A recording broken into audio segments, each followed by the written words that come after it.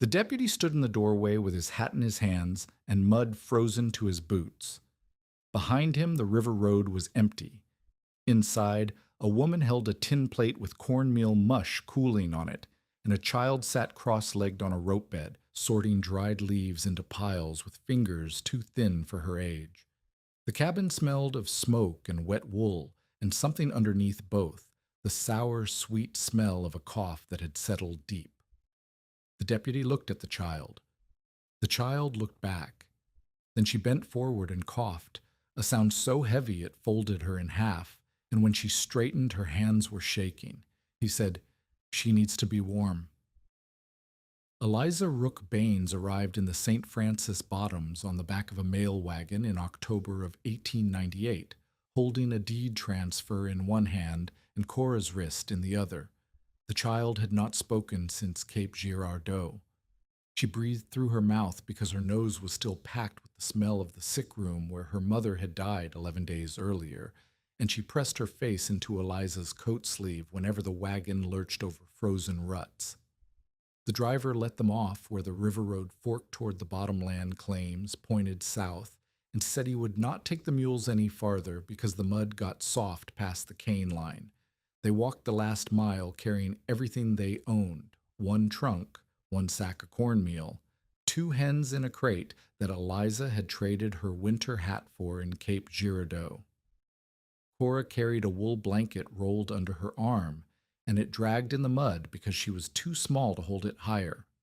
The land around them was flat and wet and gray, and the cane stood along the river margins and walls 10 feet high, rattling in the wind like something hollow trying to speak. The claim was 160 acres of river bottom land that Eliza's sister, Martha, had filed on 14 months earlier. Martha had come with a husband who left after 3 weeks and a plan that died with him. She had managed one improvement, a 12 by 16-foot shack built from single-ply sawmill boards nailed to a frame of green cypress, raised on blocks so the spring floods would pass beneath it. The boards had warped in the summer heat and shrunk in the fall cold, and now the gaps between them were wide enough to push a finger through. The roof was split shakes over tar paper. The door was a plank on leather hinges. 2 windows, each 14 inches square, were covered with oiled cloth tacked to frames of scrap pine, and the cloth had gone brittle in the sun and cracked at the corners.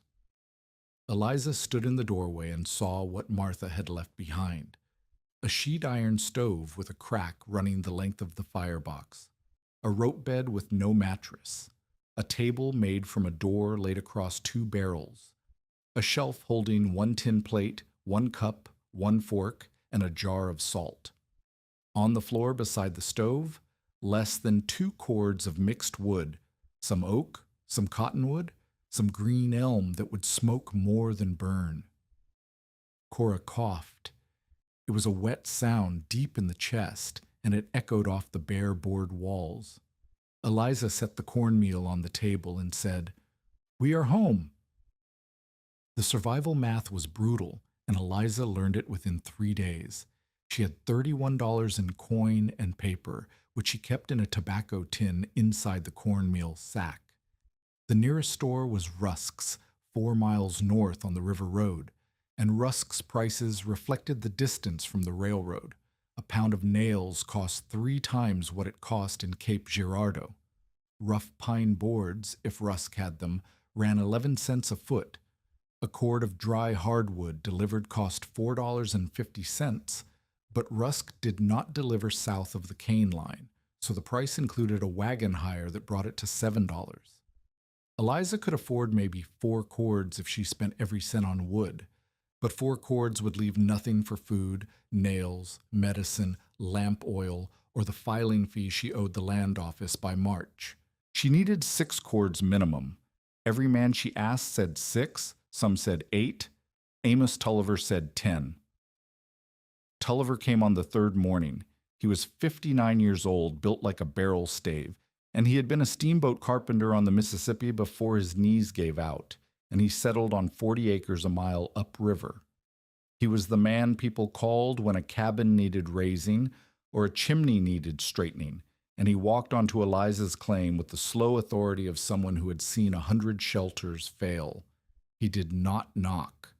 He stepped through the door, which hung open because the leather hinge had already torn on one side, and he stood in the center of the room with his thumb hooked in his vest and looked at the walls the way a doctor looks at a patient he cannot save. He pressed his palm flat against the north wall, held it there, then pulled it away and held it up so Eliza could see the dust on his fingers where wind had pushed through the seam.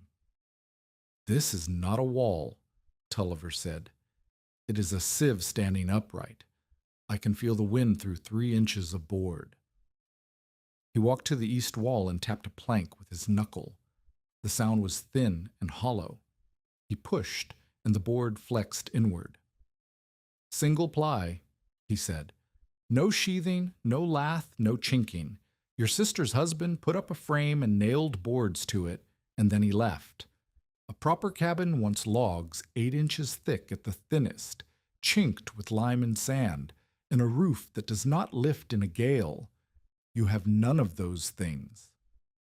Eliza said nothing. She watched him walk the perimeter.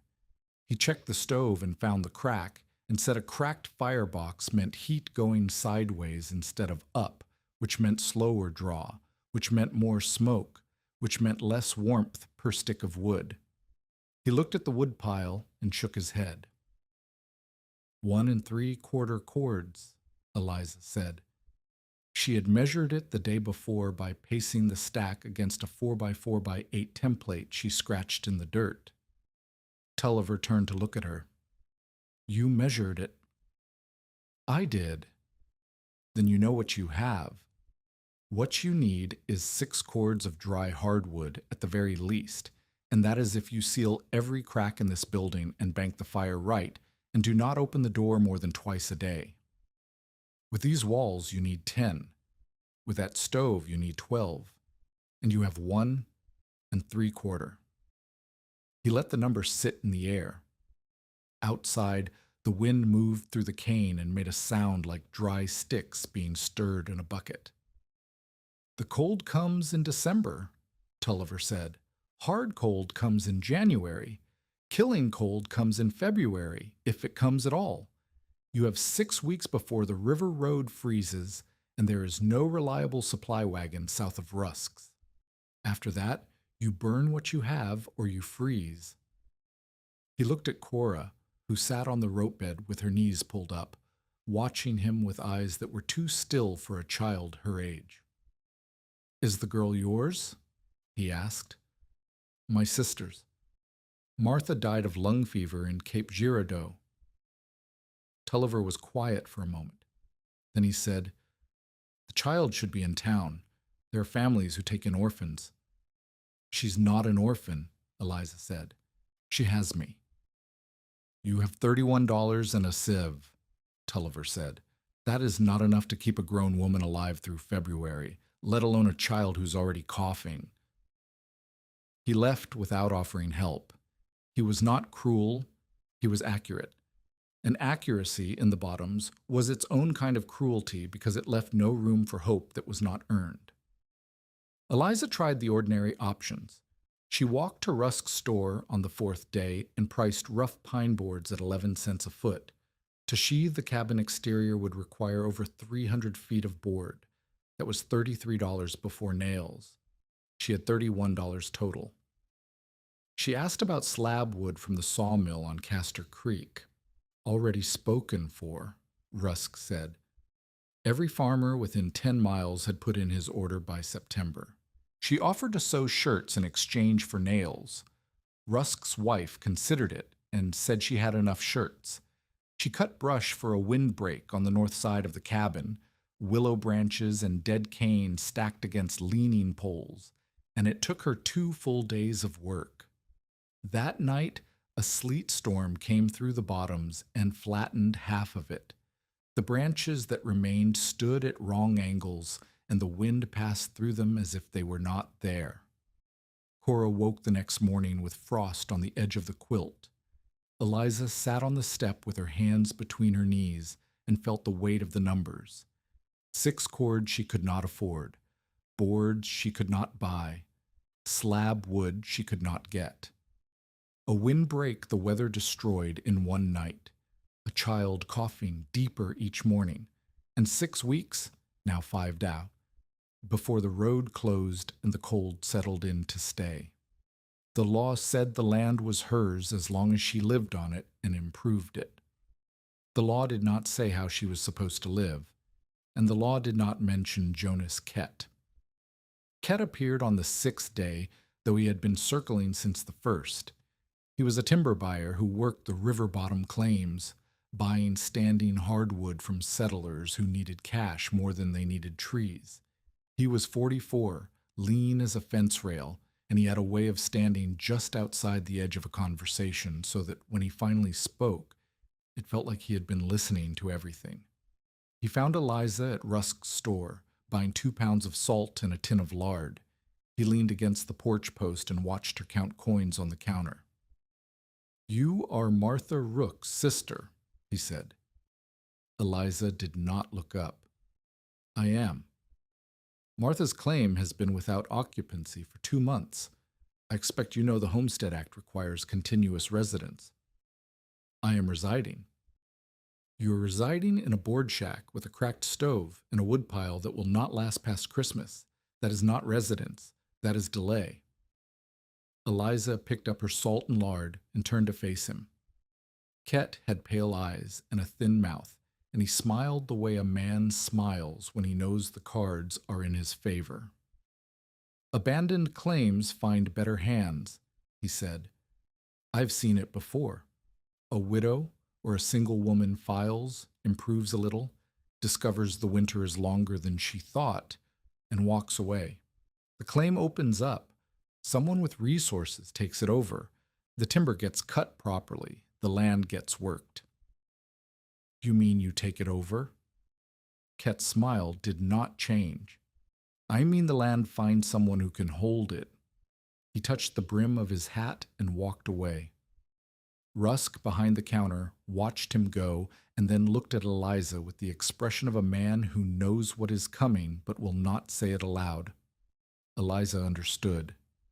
Kett wanted the timber on her 160 acres. The bottomland hardwood, red oak, white oak, sweet gum, cypress, was worth more standing than anything she could grow on the cleared land. If she abandoned the claim, Kett would file a contest, and no land office clerk in the county would side with a woman who had already left. The claim was her only asset, and the only way to hold it was to stay on it through winter. She could not leave because town rent would eat her $31 in 3 weeks. She could not leave because Cora had nowhere else to go. She could not leave because the claim was the last thing Martha had touched, and walking away from it meant burying her sister a second time. She walked home in the failing light with salt and lard in her arms and the taste of cold iron in her mouth. The idea did not arrive as inspiration. It arrived as failure. Eliza spent 3 days trying to seal the cabin with what she had. She tore rags from a worn petticoat and stuffed them into the gaps between wallboards. The wind pulled smoke sideways from the stove anyway, and by morning the rags had compressed into thin wads that let air whistle through. She mixed river mud and packed it along the base of the north wall. It cracked as it dried, and the cracks followed the gaps in the boards like veins in a leaf. She hung a quilt on the north wall, the heaviest one she owned, and nailed it at the top with tacks from the last strip of tar paper. By dawn, the quilt was stiff where Cora's breath had frozen into the wool, a ridge of white ice crystals exactly where the wall met the coldest air. She stood in front of that frozen quilt and understood something that Tulliver had not said, because Tulliver thought in terms of mass and thickness. The boards were not merely thin, they moved air. The wind did not have to push through the wood itself. It pushed through the cracks, the warps, the gaps where nails had loosened and shrinkage had opened seams. The cabin was not cold because the walls were weak. The cabin was cold because the walls were porous. Moving air carried heat out faster than the stove could make it. The answer was not thicker walls. The answer was stopping the air. But she did not know that yet. She only knew that the quilt had frozen, and the mud had cracked, and the rags had compressed, and nothing she tried could seal the gaps because the gaps were everywhere, and they breathed with the wind. On the 9th day, she went to the river delta to gather driftwood. Cora came because Eliza would not leave her alone in the cabin. They walked south along the bank where spring floods had deposited cottonwood branches and stripped bark in long, curling sheets. The wood was mostly rotten, but some pieces were sound enough to burn, and burning green driftwood was better than burning nothing. The cane brake began where the bottomland met the river. It stretched for a quarter-mile along the bank, a wall of thick-stemmed grass rising 8 and 10 feet high, the stalks golden brown where they had dried and green where new growth still pushed from the base. Eliza had walked past it every time she went to the river. She had noticed it the way a person notices a fence, as a boundary, not a resource. Cora ran into the cane to escape the wind. The sound changed. Above the cane, the wind screamed across the flat bottom like it always did, pushing the tops of the stalks in long waves. But inside the stand, 5 steps in, the air sat calmer. The stalks pressed together at their bases and created a thicket that wind could not move through in sheets. It had to thread between individual culms, losing speed and direction. The rattling was loud, thousands of hollow stems knocking against each other. But the push of the air, the force of it on the skin, dropped away. Eliza stepped in after Cora and felt the difference on her cheeks. The skin on her face had been tight with cold. Inside the cane, it softened, not warm, but still. She stood there and listened. The wind moved above. The cane rattled, and between the stalks the air did not move. The memory came without invitation. Her father in Tennessee, crouched beside the Hiwassee River, splitting river cane for fish traps. He was a quiet man who worked with his hands faster than he spoke with his mouth, and he had a way of teaching that did not feel like teaching. He would do a thing, and if she watched closely enough, she would learn it. He had held a cut section of cane to her ear and tapped the nodes, the hard, solid joints that divided the hollow stem into sealed chambers. Each section between nodes was a closed tube, empty of everything but trapped air. "Empty things hold more than you think," he had said. She had been 9 years old. She had not understood. She had filed it away the way children file away the strange things adults say, and it had sat in her memory for 23 years without purpose. Now she pulled a cane stalk from the stand and snapped it over her knee. The break was clean between 2 nodes. She held the hollow section up to the light and saw through it, a tube the width of her thumb, sealed at both ends by the papery walls of the node joints. She snapped another section and another. Each one was the same. A sealed chamber, trapped air, no wind inside. She carried an armload of cane back to the cabin. She held a cut section near the stove and felt the outside warm slowly. Then she pressed her fingertip to the far end, the end away from the heat. It was cooler, but not cold. The air trapped inside the sealed chamber did not conduct the heat quickly. It sat still. And still air, she was beginning to understand, was the opposite of what her walls were doing. She made a crude test that night. She took 3 sections of wall, each between the same pair of studs. She stuffed one gap with rag, one with river mud, and outside the third she lashed a tight bundle of cane stalks against the boards using strips of cloth. The bundle was 6 inches thick, pressed flat against the exterior. At dawn she checked. The rag gap was wet with condensation and cold to the touch. The mud had cracked again, and she could feel air moving through the new fissures. But behind the cane bundle, the wallboard was dry. She laid her palm flat against it, cool, but not the knife-edge cold of the bare boards. The cane had not made the wall warm.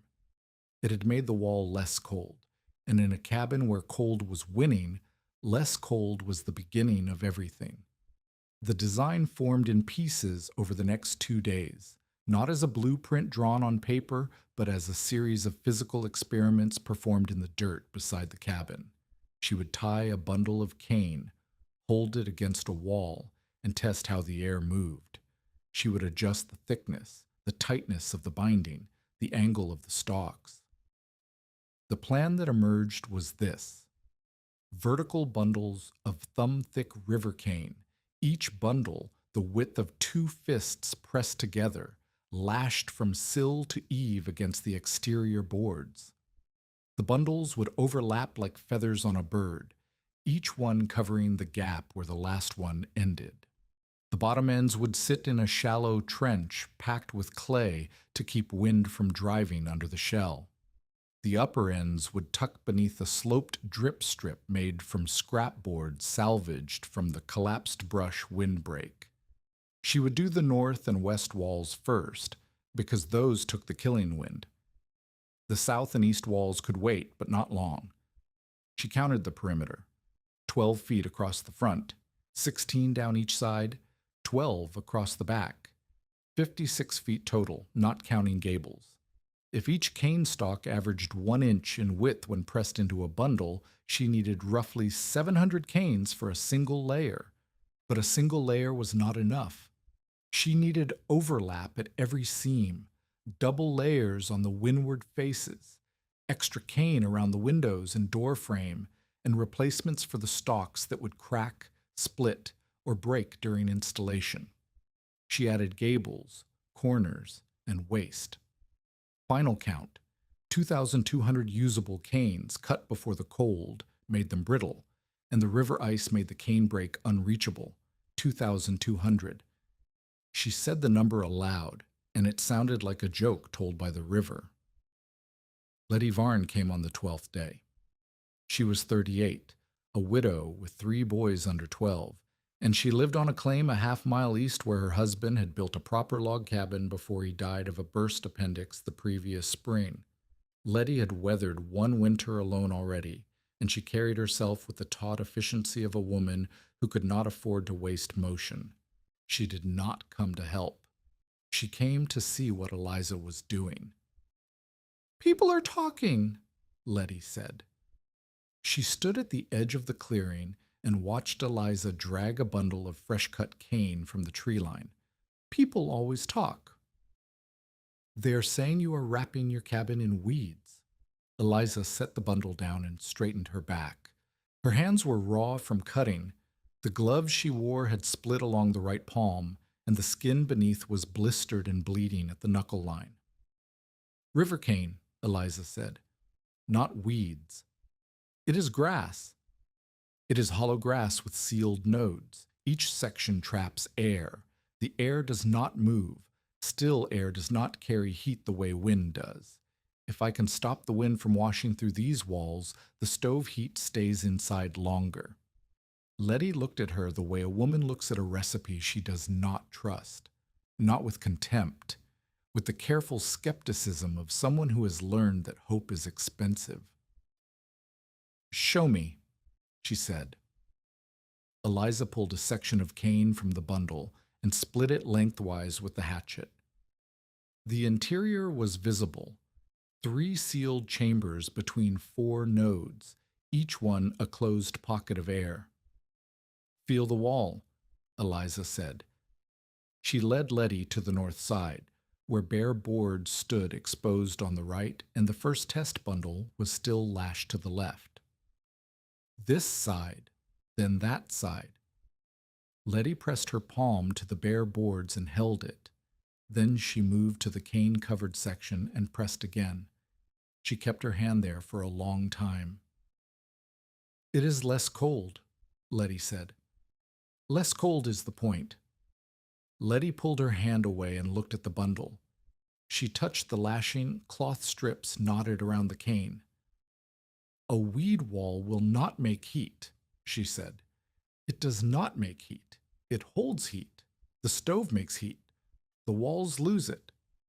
Every crack in those boards is a path for wind to spend the heat outside. The cane stops the wind from reaching the cracks. Letty considered this. Then she said, "It still sounds like kindling standing against your house." She was not wrong. 2,200 stalks of dry grass pressed against a board wall, 6 feet from a stovepipe that threw sparks when the wind shifted. The fire risk was real, and Eliza had spent 2 nights awake thinking about it. "I will clear a gap around the stovepipe," Eliza said. "Clay collar, 2 inches of clearance, no cane within arm's reach of the pipe. And if the wind shifts and throws a coal onto the wall?" "The bundles are green cane. Green cane does not catch easily. By the time it dries enough to burn fast, it will be spring." Letty looked at Eliza for a long time. "You have thought about this." "I have nothing else to think about." Letty left without promising anything. She was not converted, but she had touched the wall, and her hand remembered what her mind refused to accept. The mockery spread before the cane shell was even a quarter built. At Rusk's store, 2 carpenters who worked timber frame barns for the larger farms stood by the stove and repeated the phrase they had heard from Jonas Kett's hired man. "Mrs. Baines is weaving herself a house basket." One of them, a man named Sparrow, said Eliza was building a coffin with the lid left open. The other said the cane would rot before January, burn before February, or blow away before either. Their doubt was not cartoonish. These were men who had built with logs, chinked with lime and horsehair, raised stone chimneys, and stacked wood piles measured in cords. They knew what a winter shelter looked like because they had built winter shelters that worked. A cane-wrapped board shack was not in their experience, and what was not in their experience was foolishness. Jonas Kett moved from mockery to pressure. He found Eliza at the River Road crossing and offered her $12 for her remaining woodpile. $12 for one, and 3/4 cords that had cost her nothing because Martha had cut it. The price was fair if she was leaving. The offer assumed she would leave. "You will need travel money," Kett said, "when you come to reason." Eliza told him the wood was not for sale. Kett shifted his weight and looked past her toward the claim. "I'm not your enemy, Mrs. Baines. I'm a practical man. That child is coughing. Your sister died of the same cough. A reasonable woman would take Cora to Cape Girardeau, find work, and let the claim go to someone who can use it. Someone like you. Someone with resources. The timber on that land is worth more than anything you can do with it." Eliza picked up her sack of nails, 6 pounds. Bought with $4 she would feel for weeks, and walked past him. Kett watched her go with the patience of a man who believed time was on his side, but he did not stop at offers. Within a week, Eliza heard from Letty that Kett had told others she was endangering Cora. A woman alone, a child already sick, a cabin that could not hold heat, and now a wall made of river grass. The story Kett told was not about timber rights. It was about a woman too proud to admit she was killing a child with stubbornness. The moral stakes climbed. If Eliza failed, the community would not just call her foolish. They would say she had been warned, she had refused to listen, and the child had paid for it. On the 15th day, Jonas brought Deputy Hiram Poteet to the cabin. Poteet was a young man with a broad face and a manner that suggested he would rather be anywhere else. He stood in the doorway and looked at Cora, who sat on the rope bed sorting cane leaves into piles because Eliza had given her the job to keep her hands busy and her mind occupied. "I am here to check on the child," Poteet said. Eliza stood between him and Cora. "She is fed. She is sheltered. She is mine. Mrs. Baines, I have no authority to remove her. I am only here because people expressed concern." "People? or Jonasket? Poteet did not answer that. He looked at Cora again. The child looked back at him, and then she coughed. Not a small cough. A deep, wet sound that folded her forward on the bed and left her gasping with her hands on her knees. The deputy's face changed. He did not say anything about removal or authority. He said, "She needs to be warm." He left.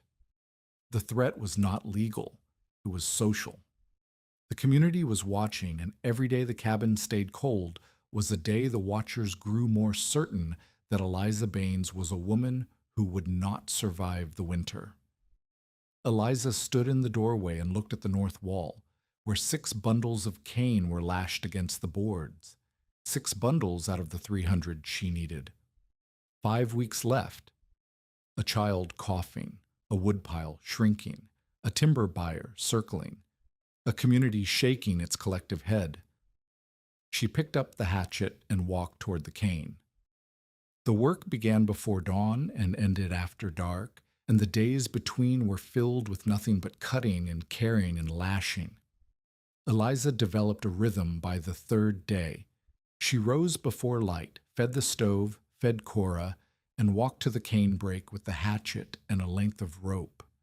She cut cane at the base, above the lowest node, selecting stalks that were thumb-thick and straight. She rejected any stalk that was split, bored by insects, or curved more than a hand's width over its full length. She learned quickly that green cane was easier to cut but heavier to carry, and dry golden cane was lighter but cracked if she struck it wrong. She needed both. Green for the inner layer because it would shrink tight against the boards as it dried, and dry for the outer layer because it was rigid enough to deflect wind. She cut in the morning because the cane was stiff with cold and the stalks snapped cleaner. She carried bundles of 50 back to the cabin, each bundle roped at 3 points. 50 stalks weighed enough that by the 4th trip, her arms trembled, and the muscles in her lower back seized when she bent to set the bundle down. The first wall section went slowly.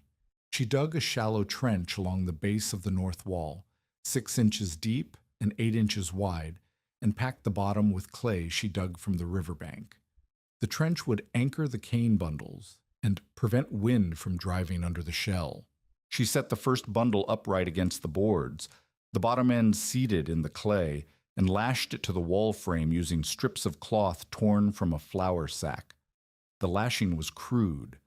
The bundle sagged. The cane shifted when she pressed it. She untied it, repositioned it, and retied it. It held better, but still moved. She did not know yet that the binding method was wrong. She would learn that from Taloa. For now, she worked with what she had, and what she had was cloth strips that stretched when wet and loosened when dry. By the end of the first week of cutting and building, she had covered 4 feet of the north wall. The rest of the wall, 12 feet of bare boards, stood exposed, and the wind came through it like water through a sieve. 4 feet done, 52 feet to go. 4.5 weeks remaining. The numbers were not encouraging, but the 4 feet she had finished were different. At night, she pressed her palm to the boards behind the cane, and they were dry. She pressed her palm to the bare boards 6 feet away, and they were cold enough to sting. The difference was real. She could feel it, and feeling it, she cut faster. The physical toll mounted. Her gloves were gone, replaced by rags tied around her palms. The blisters broke and bled and broke again, and the blood dried brown on the cane stalk she handled. Her shoulders ached from swinging the hatchet. Her back seized every morning when she bent to tie the first bundle. She ate cornmeal mush twice a day and gave Cora the eggs because the child needed them more. The hens were laying badly in the cold, and some mornings there was 1 egg and some mornings there were none. Cora helped. She sorted cane by thickness, setting thin stalks in one pile and thick ones in another. She stripped leaves, which was the only job her small hands could do without risking the hatchet. She carried clay from the riverbank in a bucket, making 4 trips where Eliza made 2 because her bucket was smaller. She did not complain.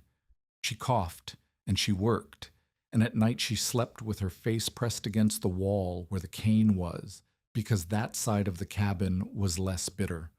The stove ate wood. 1 3/4 cords became 1 1/2, became 1 1/4. Eliza banked the fire lower each night, burning less but losing more, because the walls gave back every degree the stove put in. She was in a race she could measure, wood going down, cane going up, winter coming in. And the sky in the last week of October turned the hard, brittle blue that old settlers in the St. Francis bottoms recognized. Not winter yet, but winter's herald, the air that came before the air that killed. The north wall was half covered. The west wall was bare. The south and east walls waited behind that, and somewhere in the canebrake, 1,800 stalks still stood rooted in the mud, waiting to be cut, carried, sorted, lashed, and tested against a cold that had not yet shown its teeth. Tell us in the comments, have you ever been doubted by someone who could not understand what you were building? Eliza tied the last bundle of the day to the north wall and stood back. Her hands were bleeding through the rags. Sleet began to tick against the cane, a small sound like fingernails on a drumhead. The stalks held. The boards behind them stayed dry. 1,800 canes left, 4 weeks remaining, a child coughing inside, a timber buyer waiting outside, and a wall, half built, that was either the most desperate idea in the St. Francis bottoms or the only one that could work.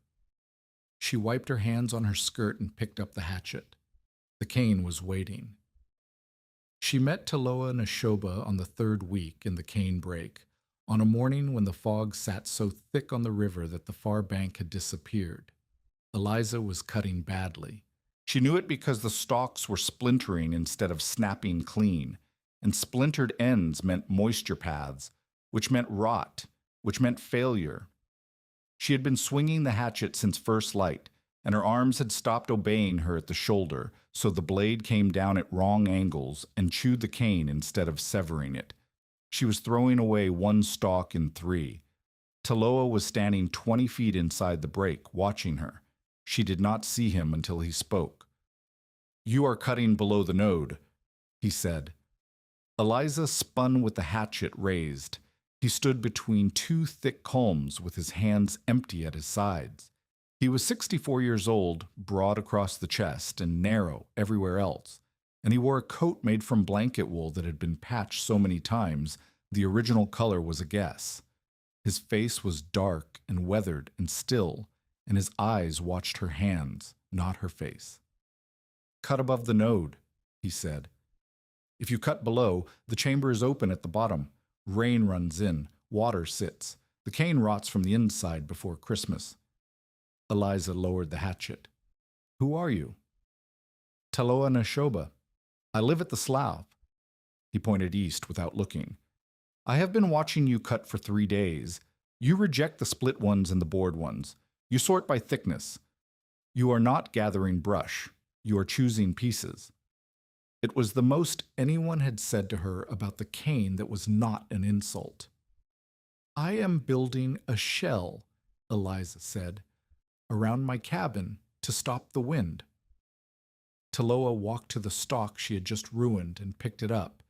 He held it so she could see the splintered base. "This chamber is open. This one is closed. You want closed. Always cut above a node, and the bottom chamber stays sealed." He took the hatchet from her hand without asking. He set a stalk against his boot, positioned the blade a half-inch above a visible node ring, and struck once. The cane separated clean. He held the cut end up. The node wall was intact, a thin, papery membrane sealing the hollow interior like a cork in a bottle.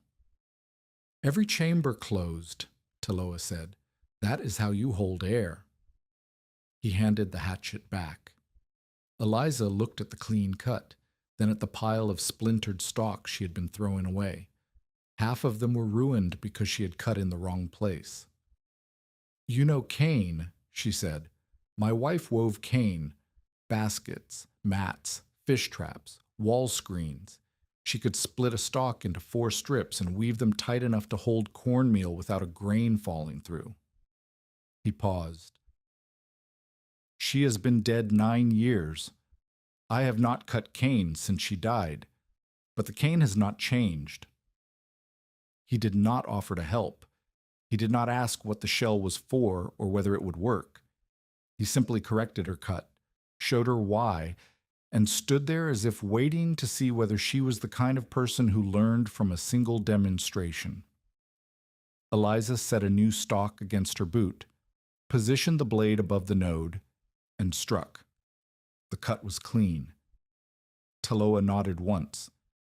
Then he walked deeper into the break and began cutting alongside her, using a short-handled knife that moved so fast Eliza could hear the stalks falling before she saw the blade. They cut together for 3 hours without speaking. When the fog lifted and the sun hit the river, Taloa had a pile of 80 canes, each one cut above the node, sorted into 2 groups. He pointed to the left pile. "Green, it bends. It will shrink as it dries. Use it against the boards where you want it to pull tight." He pointed to the right pile. "Old growth, golden. It holds its shape, but it will split if you strike it wrong or bend it past its memory. Use it for the outer face where it must stand rigid against wind." Eliza had been mixing green and dry without system. She had been losing stalks to splitting because she bent dry cane around corners the way she bent green cane. The sorting was the difference between a wall that held and a wall that cracked. "Thank you," she said. Taloa picked up his pile and walked toward the slough. Over his shoulder, he said, "Tomorrow I will show you how to bind." He came back the next morning, and the morning after that, and every morning for 2 weeks. The binding lesson changed everything.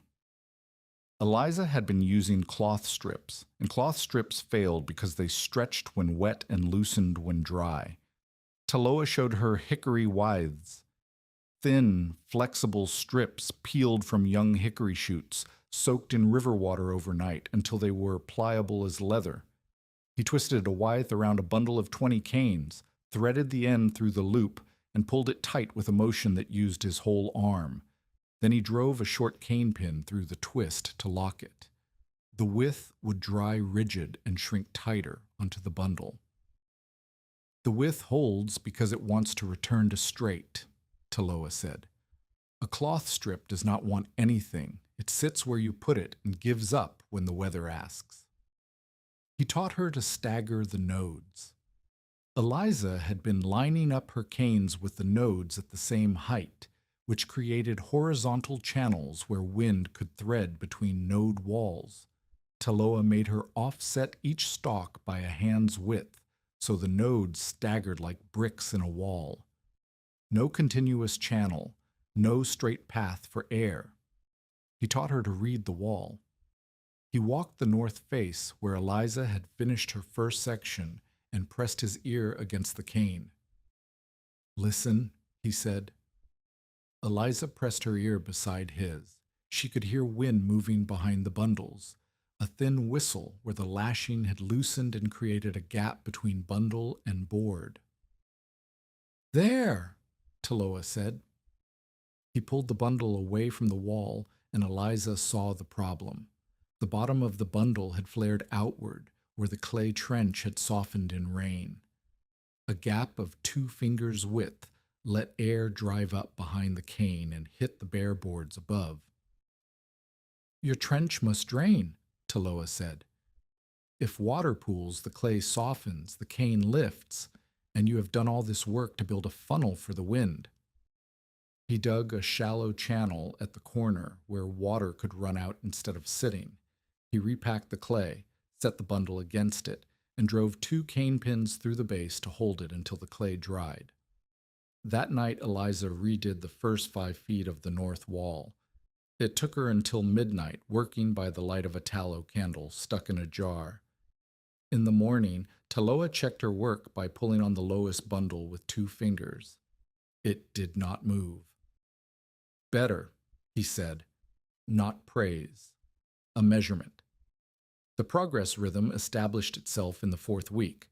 Eliza and Cora cut in the morning. Taloa cut alongside them 3 days out of 5. They carried bundles back before midday. In the afternoon, Eliza lashed while Cora packed clay and stripped leaves. By evening, they measured. Another 4 feet covered, another 6 feet, once an entire wall face in a single day when the weather held and the cane was dry and the widths were ready. The numbers tracked like a heartbeat. 400 canes used, 600, 800, 1,200. Each hundred was a wall section, and each wall section was another stretch of board that went from knife cold to merely cool at night. The north wall was complete by the end of the 4th week. Eliza stood on the south side of the cabin and looked at it. A dense skin of golden and green cane lashed in vertical bundles from the clay trench to the roof edge, the bundles overlapping at the seams and doubled at the corners. It looked like nothing anyone had ever built. It looked like a giant basket turned inside out. It looked, if she was honest, ridiculous. But she pressed her palm to the boards on the inside, and they were dry. And the stove, on the north side, held its heat 2 hours longer than it had when the boards were bare. The west wall went faster because she had Taloa's method now. Cut above the node, sort by age, soak the widths, stagger the nodes, pin the base, drain the trench. She finished the west wall in 6 days. Setbacks came in clusters. A night rain swelled the clay trench on the north wall and loosened 3 bottom bundles. Eliza spent a full morning repacking and repinning while the rest of the work waited.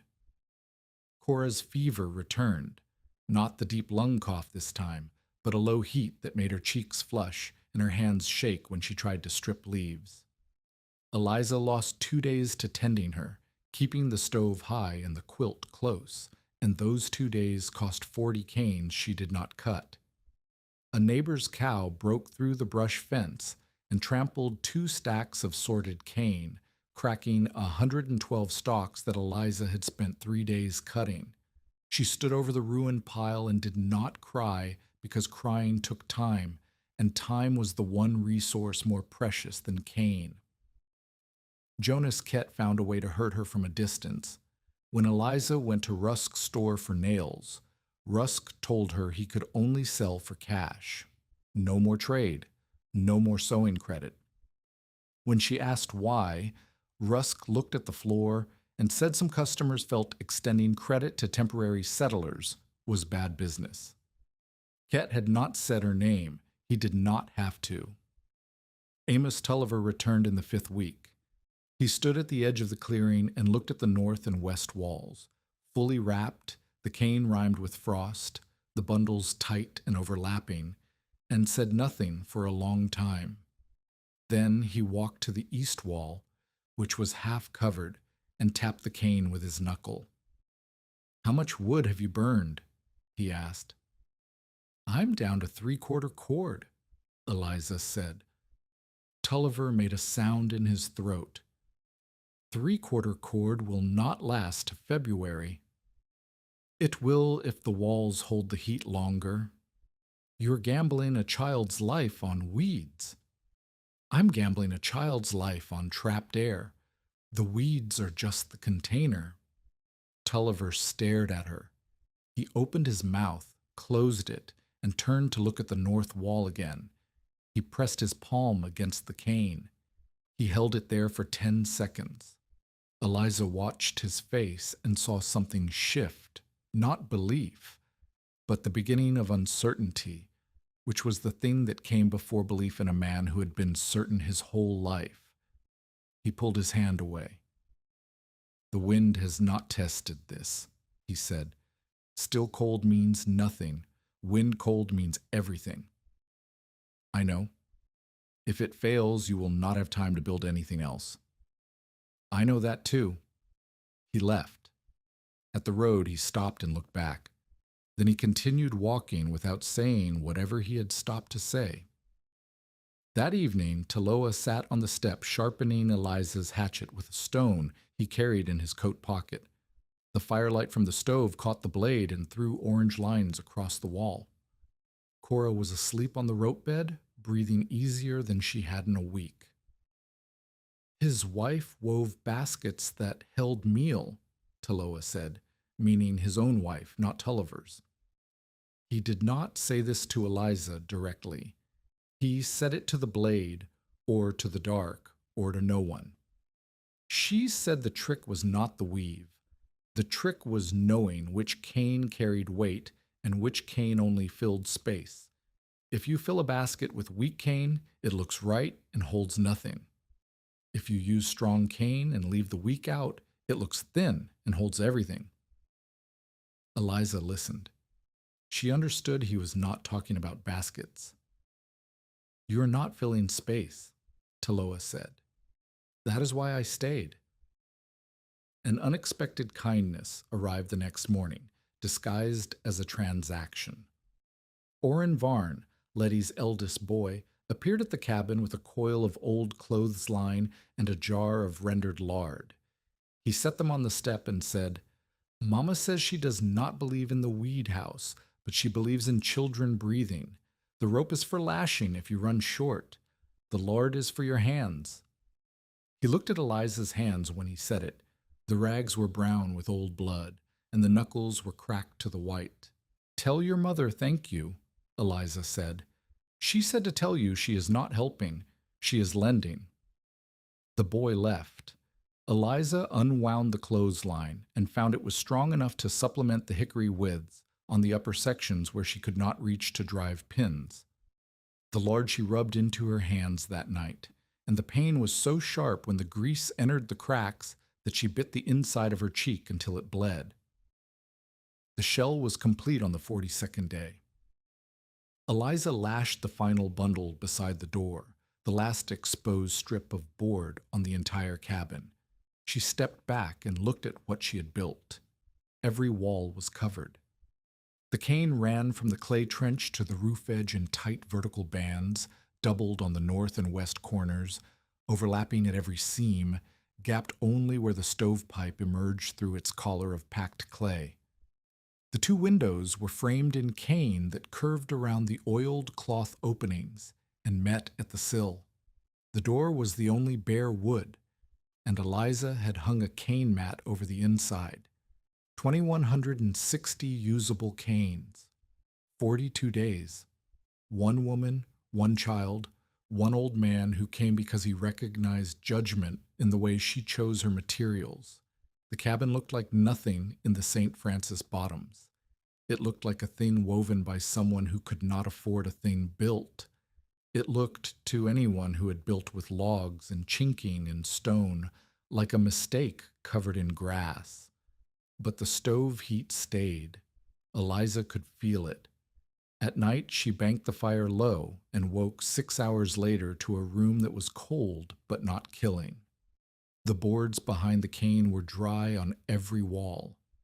The frost line that had formed on the inside of the north wall, the line that had marked where Cora slept, was gone.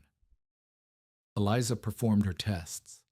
She hung strips of wool thread near the wall seams the way she had seen her father test a chimney draft. On the bare interior boards before the cane, she remembered how the threads had danced in the moving air. Now, behind the wrapped walls, the threads hung still.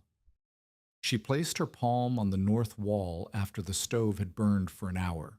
Cool, but not the knife cold that had stung in October. The wall no longer felt like the outside trying to come in. It felt like a boundary. She borrowed a mercury thermometer from Amos Tulliver. He lent it to her with the air of a man handing a witness the rope to hang herself. I want it back with your readings, he said. I want to see the numbers when the wind comes. On a still cold night in early December, The thermometer outside read 12 degrees above zero. Inside, with the stove burning low, the thermometer read 38. That was not comfort. 38 degrees is a root cellar, but it was survival. A person could sleep at 38. A child could breathe at 38. With the stove fed properly and the door sealed, the cabin climbed to 52. The cane was not making heat. It was giving the heat fewer paths to escape. Amos heard the numbers and said they meant nothing. Still air is not a test, he told Eliza at Rusk's store, where the numbers had traveled the way numbers do in small places. A still night at 12 degrees is January practice. Wait for wind. Wait for a gale that drives snow sideways and pushes air through cracks you cannot see. Then tell me about your weed wall. He was not wrong. Still cold-tested insulation. Moving cold tested everything. The lashings, the seams, the overlap, the base trench, the clay collar, the gaps she might have missed. Letty Varn came to look. She walked the perimeter with her arms folded and her face carefully blank. She touched the cane at the corner where north met west, where Eliza had doubled the bundles and pinned them with cane stakes driven into the clay. It is tight, Letty admitted. She said nothing else. Jonas Kett said Eliza had made the cabin look worthless, and that the land office would not count a weed shell as a proper improvement. This was a new angle, attacking not the method, but its legal standing. Eliza did not know whether he was right. Taloa found the flaw. He inspected the shell on the day it was finished, walking slowly, pressing his ear to the cane, tapping bundles with his knuckle, pulling at lashings. Near the stovepipe, where the clay collar held back the cane from the metal, he stopped. He crouched and looked at the gap between the collar's edge and the nearest bundle. 3 inches. He looked at the cane at that edge and rubbed a stalk between his fingers. "This is too dry," he said. "When the stove runs high and the pipe heats, this cane will be the first thing to catch." Eliza looked at the gap. She had been careful. 2 inches of clearance, the clay collar, no cane touching the pipe. But the stalk Taloa held was a dry golden one, and it was close enough to the clay that radiant heat from the pipe would bake it further. "Cut it away," Taloa said. "Cut an ugly square. Pack more clay. Lose the clean line. The clean line will kill you." Eliza cut. The square she removed was a hand's width on each side, and it left a raw patch of bare board around the stovepipe that looked like a wound in the finished shell. It ruined the appearance of the work. But Taloa pressed his palm to the clay around the pipe and nodded, and his nod was worth more than the appearance. The weather turned on the 7th of December. The birds left the cane first.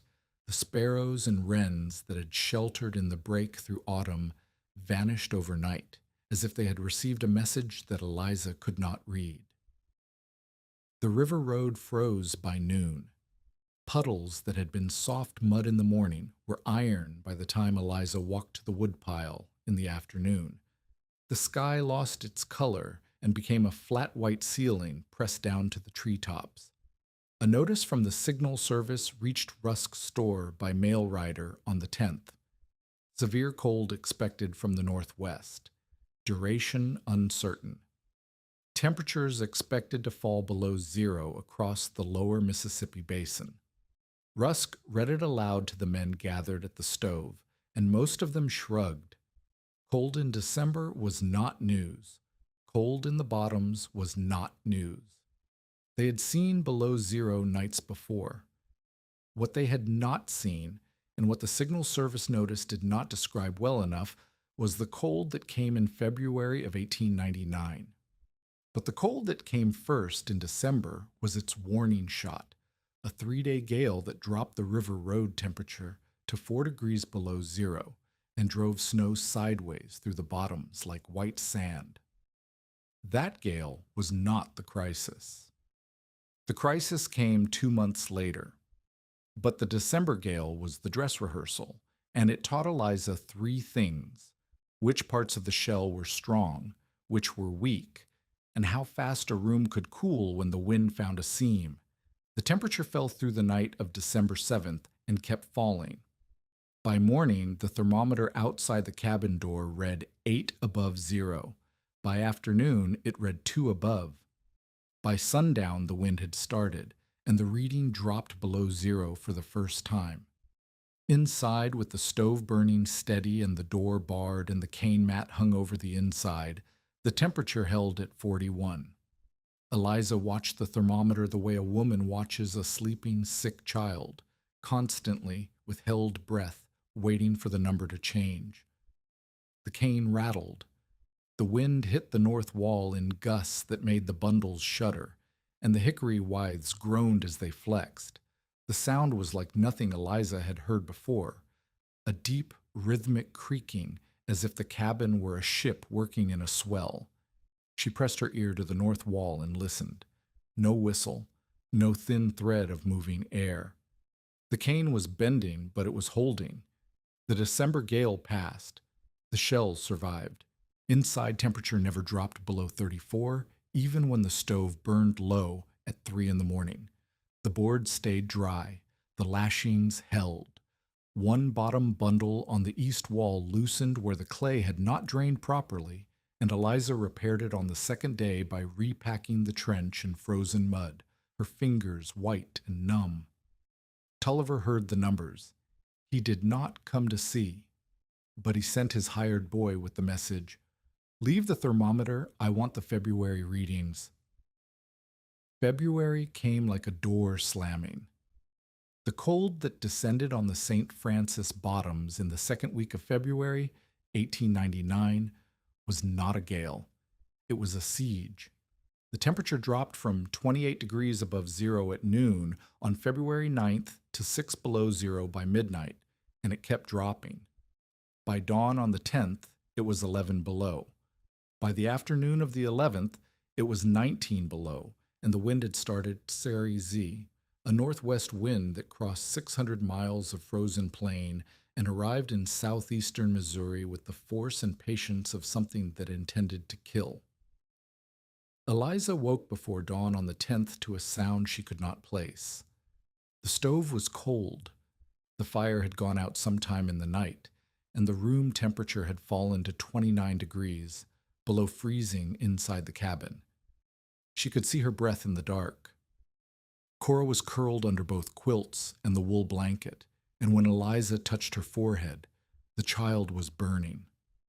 Fever. Not the low heat of the weeks before. A true fever, high enough that Cora's skin felt dry and papery, and her eyes, when she opened them, did not focus. Eliza rebuilt the fire with shaking hands. The kindling was stiff. The wood was cold. The match took 3 strikes. She fed the stove carefully. Too much wood too fast would crack the weakened firebox wider, and a wider crack meant heat bleeding sideways, which meant less heat rising, which meant less warmth in the room. She fed 2 sticks, waited, added a third. The iron ticked and groaned as it expanded. The thermometer climbed. 30, 32, 35. Outside, the reading was 11 below zero. The cane wall rattled in the wind. The sound was louder than the December gale, deeper, more sustained, a constant vibration that hummed through the boards and into the floor. Eliza looked at the west wall and saw the boards flex inward. Not much. A quarter inch, maybe half. But she could see it, the wind pressing against the cane pressing against the boards bending on their nails. She packed extra clay at the sill where the west wall met the floor. Fine powder snow was sifting through a gap she had not seen before, a hairline crack where the bottom board had shrunk away from the cypress block. She mixed clay with ash from the stove and pressed it into the gap with her thumb. Cora coughed. The sound was thick and liquid, and it ended in a gasp that made Eliza's hand stop moving. I am cold, Cora said. The room was 37 degrees. The stove was burning. The cane was holding. And the child was cold because the fever was eating her from the inside, while the winter tried to eat them both from the outside. Eliza wrapped Cora in everything she had: quilts, blanket, her own coat, a flour sack stuffed with dry cane leaves that Taloa had shown her how to make into a rough pillow. She boiled water on the stove and made Cora drink it warm. She crushed dried elderberry into the water because it was the only medicine she had, and she did not know if it worked, but she knew that doing nothing was not an option. The wind built through the morning. By noon, the cabin shook in the gusts. Eliza heard a sharp crack from the north wall and ran to check. A withe had snapped. The cold had made the hickory brittle, and the tension of the flexing cane had broken it clean. The bundle it held sagged 6 inches and opened a gap the width of 3 fingers between the cane and the boards. She could feel the air coming through, cold air, moving fast, pouring through the gap like water through a broken levee. The temperature in the room dropped 2 degrees in 10 minutes. She had to go outside. The wind hit her in the chest when she opened the door. She bent double and pressed along the wall to the north face, her hands on the cane, feeling for the loose bundle. Snow drove into her eyes. The cane stalks were coated in ice, and they cut her fingers when she gripped them. She found the sagged bundle and tried to push it back into place, but the withe was broken and there was nothing to hold it. She had spare withes inside. She had soaked a batch the night before, and they were sitting in a bucket by the stove. She fought back to the door. The latch had iced. The leather loop that served as a handle had frozen to the metal hook, and her fingers, wet from the cane ice, could not grip it. She pounded on the door. Inside, Cora was coughing. Eliza could hear her through the boards, through the cane, through the wind. If you are invested in this story, stay with us, because what happens in the next few minutes changes how the whole settlement sees that wall. Eliza pulled the sleeve of her dress over her hand and wrenched the latch. The leather tore, but the hook lifted. She fell inside and slammed the door with her shoulder. Her hands were white.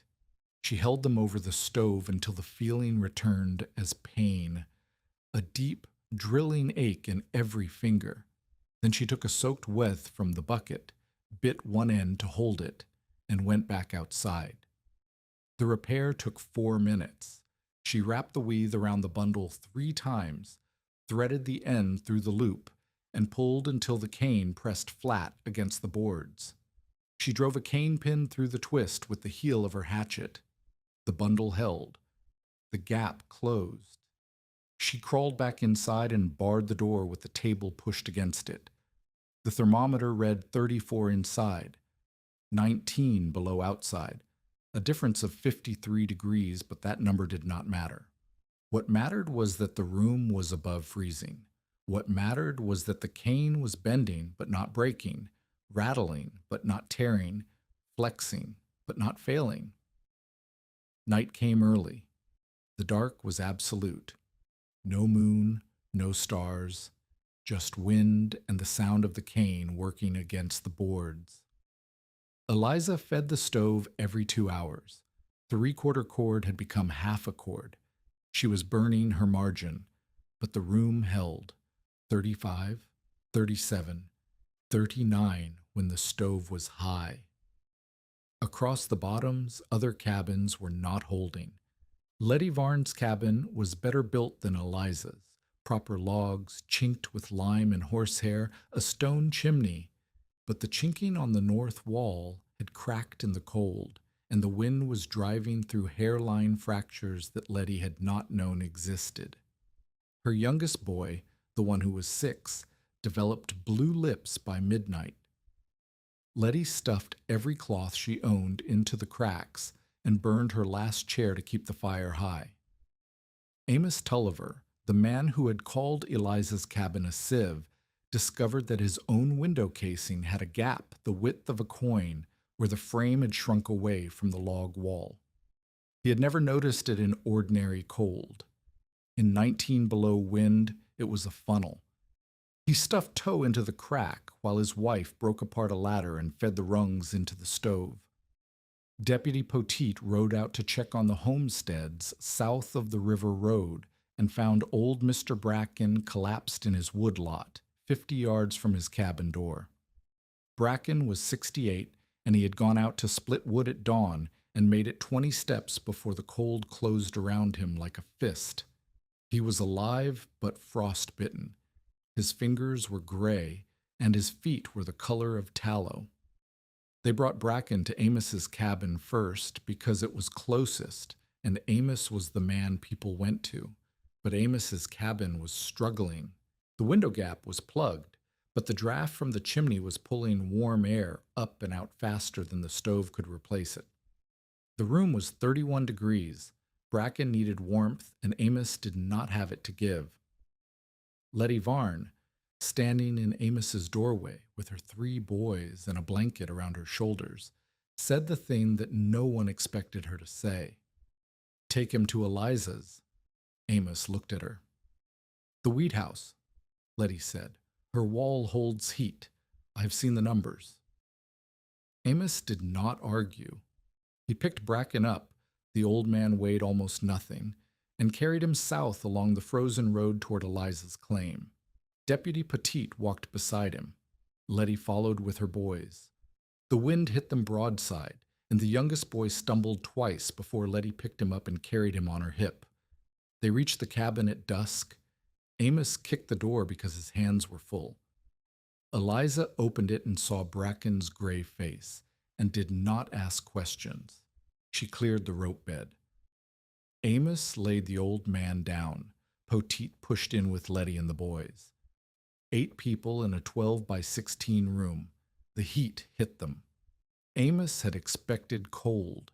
He had expected damp. He had expected the thick, acrid smell of a poorly drawn stove in a poorly sealed room. Instead, the air inside Eliza's cabin was warm enough that the oiled cloth windows were sweating on the inside.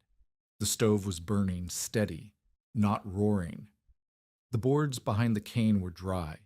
The floor was cold, but the air at chest height was warm. He looked at the thermometer hanging from a nail on the north wall. Inside, 42 degrees. He had just come from his own cabin, where the temperature was 31. He looked at the outside thermometer through the window. 19 below. The difference was growing. As the stove caught with the door barred and the 8 bodies adding their heat to the room, the inside temperature climbed. 43, 44, 45 degrees warmer than outside. Amos Tulliver stood in the center of Eliza Baines's weed-wrapped board shack and did not say a word. The silence was the loudest thing in the room. Bracken's color began to return. Letty's boy's lips went from blue to pale to pink. Cora, still fevered, sat up on the bed she had given to the old man and watched the room fill with people who had said her aunt was foolish. The night was long.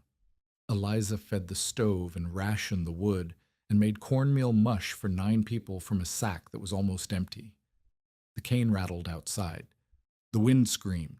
The boards flexed. The withes held. The cabin was not comfortable. It was humid from breath and bodies.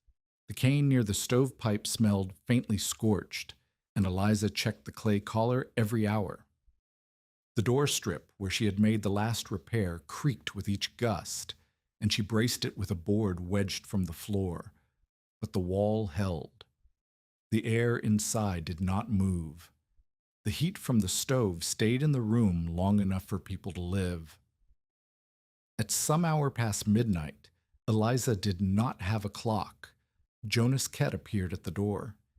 He stood on the porch with frost in his beard and ice on his eyebrows, and his hired man slumped against his shoulder. He did not ask. He stood there with his mouth working and no words coming out, and Eliza looked at the man who had tried to take her claim, who had told the community she was endangering a child, who had cut a binding on her wall in the hope that it would fail, and she stepped aside and let them in. The room was full. The cane was holding. The night was not over. The gale broke on the third morning. The wind did not stop so much as exhale. One final push that rattled the cane, and then nothing, a silence so sudden that Eliza thought she had gone deaf. She opened the door, and the air outside was still and sharp enough to cut glass. The thermometer read 14 below. The sky was empty and blue and hard. The 9 people in her cabin walked out into a settlement that looked like it had been beaten with a white fist. Snow had drifted 4 feet against the north walls of every structure. Trees along the river road had split where sap had frozen and expanded. The river itself was locked solid from bank to bank, and the ice was thick enough that Poteet walked across it to check on the claims on the far side. Eliza's cabin stood with one torn panel on the east wall where a gust had caught an edge. The rest of the cane was rimed white, coated in frozen mist, and it looked less like a basket now than like something armored. The bundles had compressed under the wind and the ice, and the surface was smooth and tight, where before it had been rough with overlapping edges. The cold had done what Eliza could not. It had pressed the shell into a solid skin. Amos Tulliver returned the thermometer on the 4th morning after the gale. He walked to the cabin with it in his coat pocket and stood on the step and held it out to Eliza without meeting her eyes. "I was wrong about one thing," he said. "A wall does not need to be heavy if the wind cannot spend itself through it." He did not say he was sorry. He did not become warm or sentimental. He said what he said, and then he looked past Eliza at the north wall and asked, "How did you overlap the corners?" That question was his apology. Amos Tulliver did not ask questions about things he considered worthless. He asked questions about things he wanted to understand. And understanding, for a man who had built with logs his entire life, required him to admit that logs were not the only answer. Eliza showed him. She walked him around the cabin and pointed to the corner joins, where the north wall bundles wrapped around the edge and overlapped with the west wall bundles by a full hand's width, pinned together with cane stakes driven through both layers and into the clay trench below. The overlap meant that no gap existed at the corner. Wind hitting the north wall slid along the surface and met the west wall bundles without finding a seam to enter. Amos pressed his thumb against the corner join. He rocked the stake. It did not move. "The hickory widths," he said, "they shrank in the cold. They dried tight. The colder it got, the tighter they pulled." He nodded slowly. "Your binding improved as conditions worsened. That is not something I would have designed." "I did not design it. Taloa taught me. The widths were his idea." Amos looked at her for a long moment. Then he said, "I would like to see how you handled the base trench, the drainage specifically." They walked the perimeter for an hour. Amos asked questions the way a carpenter asks questions, precise, technical, stripped of emotion. How deep was the trench? What clay did she use? How did she prevent water from pooling at the low corner? What happened when the clay froze? How did the cane behave when the trench expanded in ice? Eliza answered everything because she had lived every answer, and her knowledge was not theory. It was 42 days of frozen hands and failed experiments and repacked trenches. When they finished, Amos stood at the road and said, "I still believe in heavy walls, but I understand now that heavy is not the only way to stop air." He walked home. He did not come back for a week. When he did, he brought 2 pounds of nails and asked Eliza to show him how to make a drip strip for the top of the cane bundles. He was not converting to her method. He was adding to his own. The community came in stages, and each stage required Eliza to give something she had not planned to give. Letty Varn came first. She arrived the day after the gale with her 3 boys, and a look on her face that was equal parts shame and determination. She did not apologize for doubting. She said, "My north wall cracked in 3 places. The chinking is gone. I have 2 weeks of wood left and no money for more. Can you show me how to cover the boys' sleeping wall?" Eliza could have said no. Letty had called the cane kindling standing against your house. Letty had sent lard and rope through her son, but refused to call it help. Letty had stood in Amos's doorway during the gale and directed people to Eliza's cabin only because every other option had failed. Eliza said yes. She said it because the boys' sleeping wall was where the 6-year-old had turned blue, and a child turning blue was not a debt that pride could collect on. They went to the cane break together. Eliza taught Letty to cut above the node, sort by age, and soak the hickory withes overnight. Letty worked in silence, and her silence was different from mockery. It was the silence of a woman learning something she had dismissed, and the learning cost her something that Eliza could see in the set of her jaw. Letty was not a quick worker, but she was a careful one. She measured the widths against her forearm before cutting them, and she tested each knot by pulling before moving to the next. On the second day, she asked a question that none of the men had thought to ask. What happens in spring when the rain comes and sits behind the cane? Eliza paused. It was a good question. She had thought about rot, about moisture, about the boards behind the shell. She had not thought about it the way Letty phrased it, as a seasonal certainty, as something that would happen with the same inevitability as winter cold. The boards need to dry, Eliza said. Taloa showed me how to make panels that lift away from the wall. In April, I pull the bottom panels off and let the air through. Show me, Letty said. So Eliza showed her the removable panels before they had even finished the permanent cane. Letty nodded and said, That should have been the first thing you told me, not the last. She was right. Eliza added it to the beginning of her teaching from that point forward. They covered Letty's north wall in 3 days. It was rougher work than Eliza's. The bundles were not as uniform, the lashing not as tight, the trench not as well drained. But it stopped the wind through the cracks, and that was enough. On the 3rd evening, Letty put her hand on the interior boards behind the cane and held it there the way she had held it against Eliza's wall weeks before. She kept her palm flat for a long time. It is less cold, she said. The same word she had used the first time, in October, when she had tested Eliza's wall and walked away unconvinced, but now the words meant something different because the cold she was comparing against was the cold that had turned her boy blue. Deputy Poteet came next. His mother lived in a lean-to kitchen attached to the back of his cabin, and the lean-to was single-ply pine that bled cold the way Eliza's cabin had bled it in October. He asked if cane could be tied over the kitchen wall. Eliza showed him. Poteet was young and strong and worked fast, and his lean-to was covered in 2 days. His mother, who had not left the kitchen in a week because the cold made her joints seize, stood in the covered room and said, It smells like the river, but my hands can move. Then the men came. Not all of them, not the ones who had laughed loudest, but the ones whose families were cold and whose pride was thinner than their walls. They arrived at Eliza's cabin without meeting her eyes, and they asked their questions the way men ask questions of women they have underestimated. Sideways, carefully, with enough distance to pretend they had thought of it themselves. Eliza answered every question. She shared the method freely, but she insisted on rules. Cut above the nodes. Dry the bundles under cover if possible.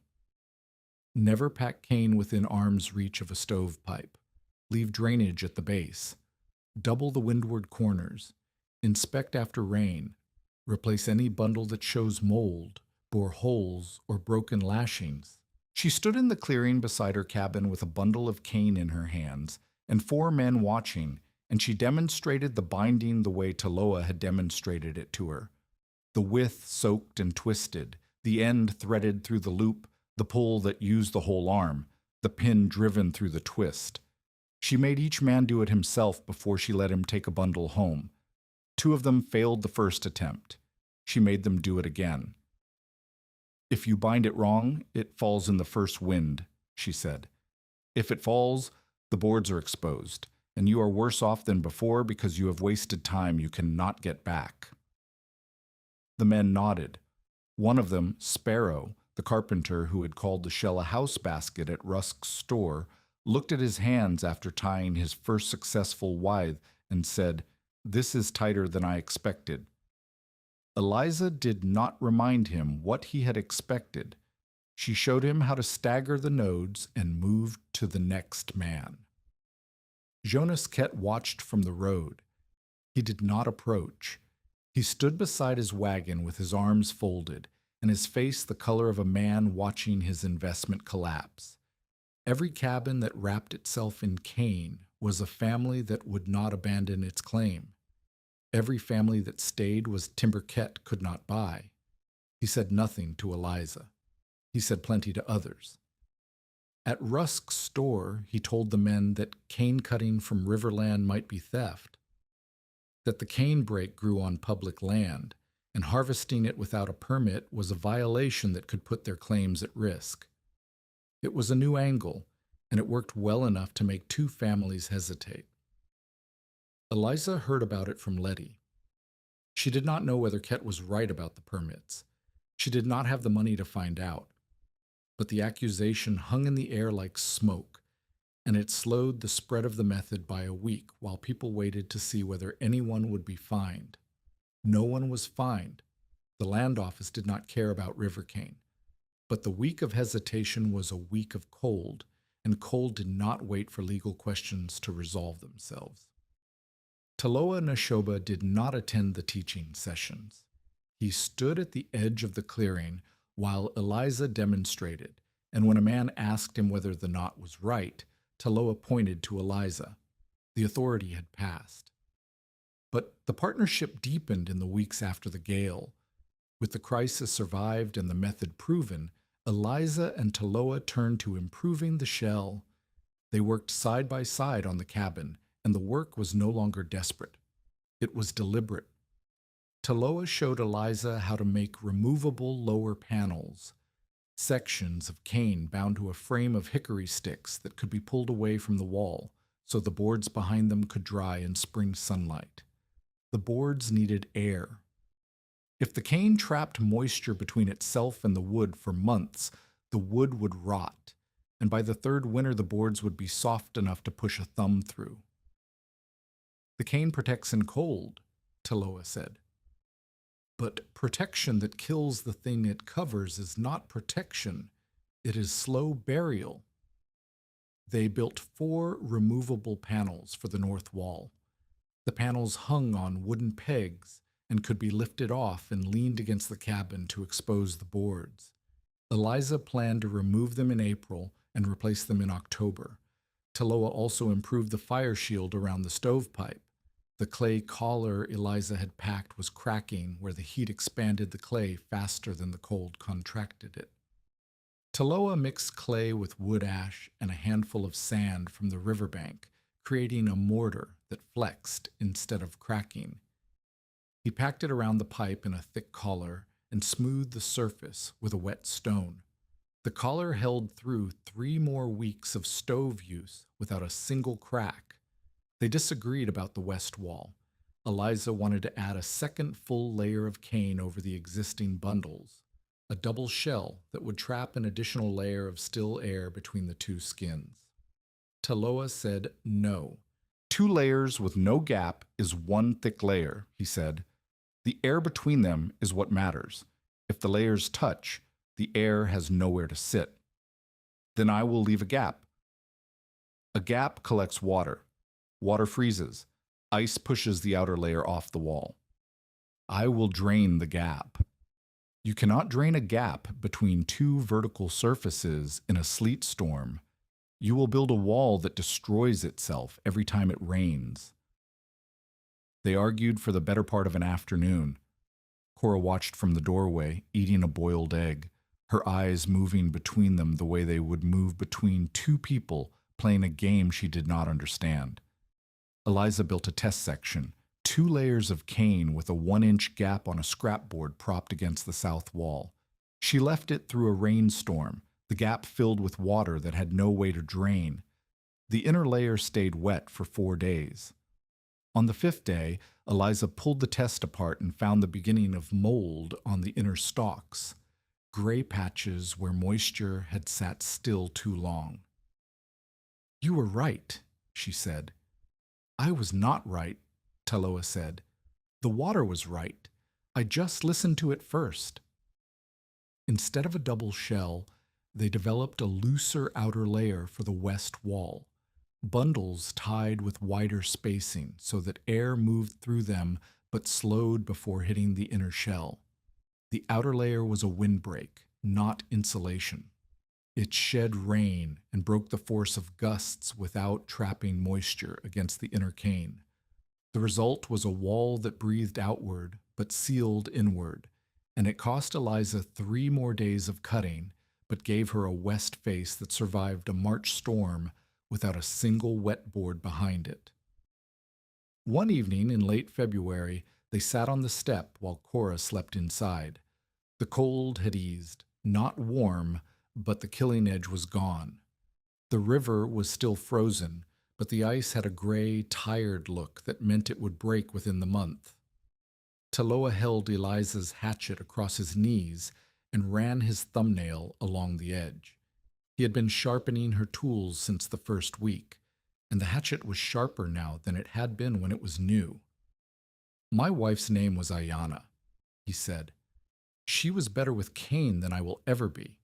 She could look at a stalk and know its age, its strength, whether it had been cut by flood or eaten by beetle, whether it would hold a weave or crack at the first bend. I cut. She chose." Eliza waited. "When she died, I stopped cutting because cutting without her choosing felt like speaking half a sentence. The words were there, but the meaning was gone." He turned the hatchet in his hands. "You choose the way she chose. You reject bad cane the way she rejected bad cane. That is why I stayed, not because you needed help, because the work felt whole again." Eliza did not answer. The cane along the river rattled in a light wind, and the sound carried across the flat bottom like something whispering in a language she almost understood. Taloa developed pneumonia in March. He had helped repair Letty Varn's north wall after a sleet storm tore loose 2 bundles, and the work had kept him outside for 6 hours in freezing rain. He was 64. His lungs were not young. By the time he walked back to his cabin at the slough, the cough had already started. Eliza found him 3 days later, sitting in his cabin with a fire that had gone to coals and a blanket pulled over his shoulders. His breathing was wet and shallow, and his skin had the gray look that Eliza had learned to recognize in the weeks before Martha died. She fed his fire. She boiled water and made him drink it. She packed clay around his door frame where the wind came through, and she hung a cane mat over his window to cut the draft. But she could not pack clay around his lungs, and the infection was already deep. In his last scene at Eliza's cabin, she brought him there because his cabin was colder and lonelier, and Cora insisted, pulling on his coat sleeve until he stood. Taloa did something that Eliza did not expect. He asked her to teach a binding lesson while he sat silent. 3 men had come that afternoon to learn the method. Eliza had been going to send them away because Taloa was sick and the cabin was crowded. But Taloa said, "Teach them, I will sit." So Eliza taught. She stood outside with a bundle of cane and demonstrated the withe binding, the node staggering, the base trench packing, the corner overlap. Taloa sat on the step with a blanket over his shoulders and watched. When one of the men made a mistake, he twisted the withe in the wrong direction, which would cause it to loosen instead of tighten as it dried. Taloa did not correct him. He looked at Eliza. Eliza corrected him. When the men left, Taloa said, "You did not need me for that. I know. You have not needed me for 3 weeks. You needed me for 2." He reached into his coat and pulled out a knife. It was short-bladed with a handle made from antler and wrapped in sinew, and the blade was worn to a thin crescent from decades of use. Eliza had seen it in his hand every day in the cane brake. It was the knife that cut faster than her eye could follow. "Ayana's splitting knife," he said. "She made the handle. I made the blade. It has cut more cane than any tool in this county." He held it out. Eliza took it. The handle was warm from his hand. "Do not let people turn the cane into a trick," Taloa said. "They will want to. They will want a rule that works without thinking. 3 bundles per wall, 5 widths per section, a number they can follow without understanding. But it is not the cane. It is knowing where air moves. If they learn the number and forget the reason, the number will fail them in the first storm that does not match the pattern." Eliza turned the knife in her hand. The blade caught the light from the stove. "The container matters," Taloa said, "but only if you know what you're holding inside it." He was quiet after that. Cora brought him water, and he drank it slowly. He slept on the rope bed that night, and Eliza slept on the floor beside the stove, and the cane rattled softly outside in a wind that had no teeth. Taloa Nashoba died in his own cabin on the last day of March. Eliza found him in the morning, sitting upright in his chair, with the blanket around his shoulders and his hands resting on his knees. The fire had gone out. The room was cold, but his face was calm, and his hands were still, and the cabin smelled of river cane because he had kept a bundle of it leaning against the wall beside his bed. Eliza buried him at the edge of the slough where the cane grew thickest. She cut the marker from a piece of old-growth cane, a thick culm, golden and straight, driven into the earth with the nodes visible. Cora tied a strip of hickory withe around it in the binding pattern Taloa had taught them. That evening, Eliza sat on her own step and held Ayana's splitting knife and did not cry. She sharpened the blade on the stone Taloa had carried in his pocket. The sound it made was small and steady, and the edge that appeared was clean enough to split a cane stalk into 4 strips, though Eliza had never tried. Ayana could have.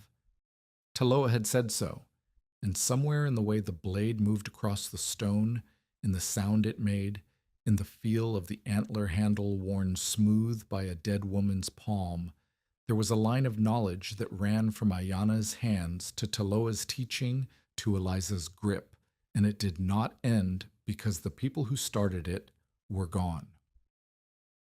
The schoolhouse fire happened in November of 1899, 9 months after the Great Cold and 6 months after Taloa's death. A sleet storm had locked the river road in ice, and the schoolhouse, a single-room frame building a mile north of Rusk's store, was being used as a gathering place for a spelling evening. 14 children and 6 adults were inside when the stovepipe cracked. The pipe was old cast iron, and the crack ran from a joint seam to the elbow where the pipe entered the wall. Smoke began to fill the room. The adults opened the door to vent it, but the sleet drove the smoke back inside, and the children began coughing. The youngest children pressed against the far wall, and 2 of the older boys tried to stuff rags around the pipe joint, but the iron was too hot to touch, and the rags singed brown and curled away. Someone from Eliza later learned it was Doss Hadley, the father of one of the older boys, had installed a cane windbreak on the north wall of the schoolhouse 3 weeks earlier. He had done it without consulting Eliza. He had tied the bundles loosely with twine and packed no clay at the base, and he had placed the cane within 2 inches of the stovepipe where it entered the wall. The cane at that spot was dry October cane, brown and brittle. The stovepipe was cracked. Heat was leaking sideways from the crack directly onto the stalks. Eliza was not at the spelling evening. She was at home with Cora when Orrin Varn ran to her door and said, "The schoolhouse cane is smoking." She ran. The mile took her 7 minutes on the ice, falling twice and cutting her knee through her skirt on the second fall. When she arrived, the north wall of the schoolhouse was visible through the sleet, a dark smudge of smoke rising from behind the cane bundles near the pipe entry. The cane was not burning yet, but it was scorching, and scorching cane threw off a sweet, acrid smoke that filled the wall cavity and seeped through the boards into the room. The children were outside in the sleet, huddled under coats and blankets the adults had pulled from inside. Two of the youngest were crying. One boy was on his knees vomiting, smoke inhalation on small lungs. The adults stood in a half circle around Doss Hadley, who was pulling at the cane bundles with his bare hands, ripping them from the wall in ragged strips. Twine snapped, cane scattered on the frozen ground. Loose stalks fell against the pipe and hissed where they touched hot iron. "Stop," Eliza said. Hadley looked at her. His face was red from the cold and the panic. "If you tear the bundles loose, you drop cane onto the hot pipe. You're making it worse. Step away." He stepped away. His hands were bleeding where the dry cane had cut him. Eliza took Ayana's knife from her belt. She carried it now the way Taloa had carried his sharpening stone, always, and cut the twine holding the 3 bundles nearest the pipe. She did not tear. She cut each binding cleanly, then lifted the cane away from the wall in sections, one handful at a time, keeping every piece clear of the pipe before dropping it in the wet grass behind her. The last section, the one closest to the crack, was brown-black on the inner face where heat had been baking it for weeks. She held it to her nose and smelled char. Another hour of the stove running high, and the cane would have caught. She cleared a gap 2 feet wide on each side of the pipe entry. Then she sent Orrin to the roadside ditch for clay. The boy came back with a bucket of half-frozen mud, and Eliza packed it around the pipe collar with her hands, filling the space where the cane had been with a thick, wet barrier that hissed and steamed when it touched the hot iron. The clay would crack when it dried, but it would hold through the night, and through the night was what mattered. She inspected the rest of the installation while the adults brought the children back inside and fed the stove carefully, watching the new clay for signs of trouble. She found 4 more problems. The base had no trench at all. Hadley had simply leaned the bundles against the bottom board and held them with stakes driven into the ground, leaving a 2-inch gap at the sill where wind and water could enter freely. The bundles at the door corner were tied with cotton twine instead of withes, and 2 ties had already broken. 2 sections on the west side had nodes aligned in horizontal rows, creating the wind channels Taloa had taught her to avoid. And the bundles themselves were a mix of thicknesses, some stalks fat as a thumb, some thin as a pencil, which meant the surface was uneven, and the gaps between stalks were wide enough for air to thread through. She listed the problems aloud, and Doss Hadley stood with his arms at his sides and said nothing. His face had gone from red to gray. "This is not a trick," Eliza said. She was speaking to him, but she was speaking to everyone gathered in the sleet outside the schoolhouse, the parents, the adults, the older children listening at the edge. "You cannot tie cane to a wall and call it done. The cane stops wind, but wind finds every mistake. If you leave a gap, the wind finds the gap. If you tie it wrong, it falls. If you put it near heat, it burns. The method works, but only if you work the method." She heard Taloa's voice in her own words and felt the weight of them differently than she had before. Do not let people turn it into a trick. She understood now what he had meant, and the understanding had come at the cost of 14 children breathing smoke in a building that should have been safe. If this story reminds you why preparation matters, share it with someone who needs to hear it before the storm arrives. The schoolhouse was repaired the next day. Eliza supervised. She made Hadley dig a proper base trench and pack it with clay. She made him replace every cotton tie with hickory withes soaked overnight in a bucket she brought from home. She made him stagger the nodes, sort the cane by thickness, and clear a gap 3 feet wide around the stovepipe. She made him do each step himself while she watched, correcting his hands the way Taloa had corrected hers, not by taking the work from him, but by pointing to the mistake and waiting until he saw it. Hadley finished at dusk. His hands were raw, and his pride was smaller than it had been that morning, but the wall was sound, and it would hold through winter without scorching, without loosening, without the shortcuts that had nearly burned a roomful of children. Jonas Kett, who had heard about the schoolhouse smoke from 3 different sources before noon, arrived at Rusk's store that evening and said, loudly enough for 6 people to hear, that Eliza Baines was profiting from panic. She was scaring people into a method that nearly burned a schoolhouse, and she was charging for the privilege. Letty Varn, who was buying lamp oil at the counter, turned and said, "She has never charged anyone a cent. She took cornmeal from my boys and firewood from Poteet's mother, and a jar of blackberry jam from the widow Hask. If that is profit, Jonas, then I am the governor of Missouri." Kett left the store. The laughter that followed him out the door was not loud, but it was the first time the community had laughed at Jonas Kett instead of with him, and the sound followed him down the road like a dog he could not shake. Eliza's authority grew the way the cane grew along the river, quietly, from the roots, visible only when you measured how much ground it covered. By December of 1899, 6 cabins in the St. Francis Bottoms had some version of the cane windshell. Not all were fully wrapped. Letty's cabin had only the north wall. Poteet's lean-to kitchen was covered on 3 sides. Sparrow the carpenter had wrapped his workshop, and he had done it well enough that Eliza found only one correction when she inspected. Why, a section where the withes were too tight and were crushing the cane flat, collapsing the hollow chambers that made the whole method work.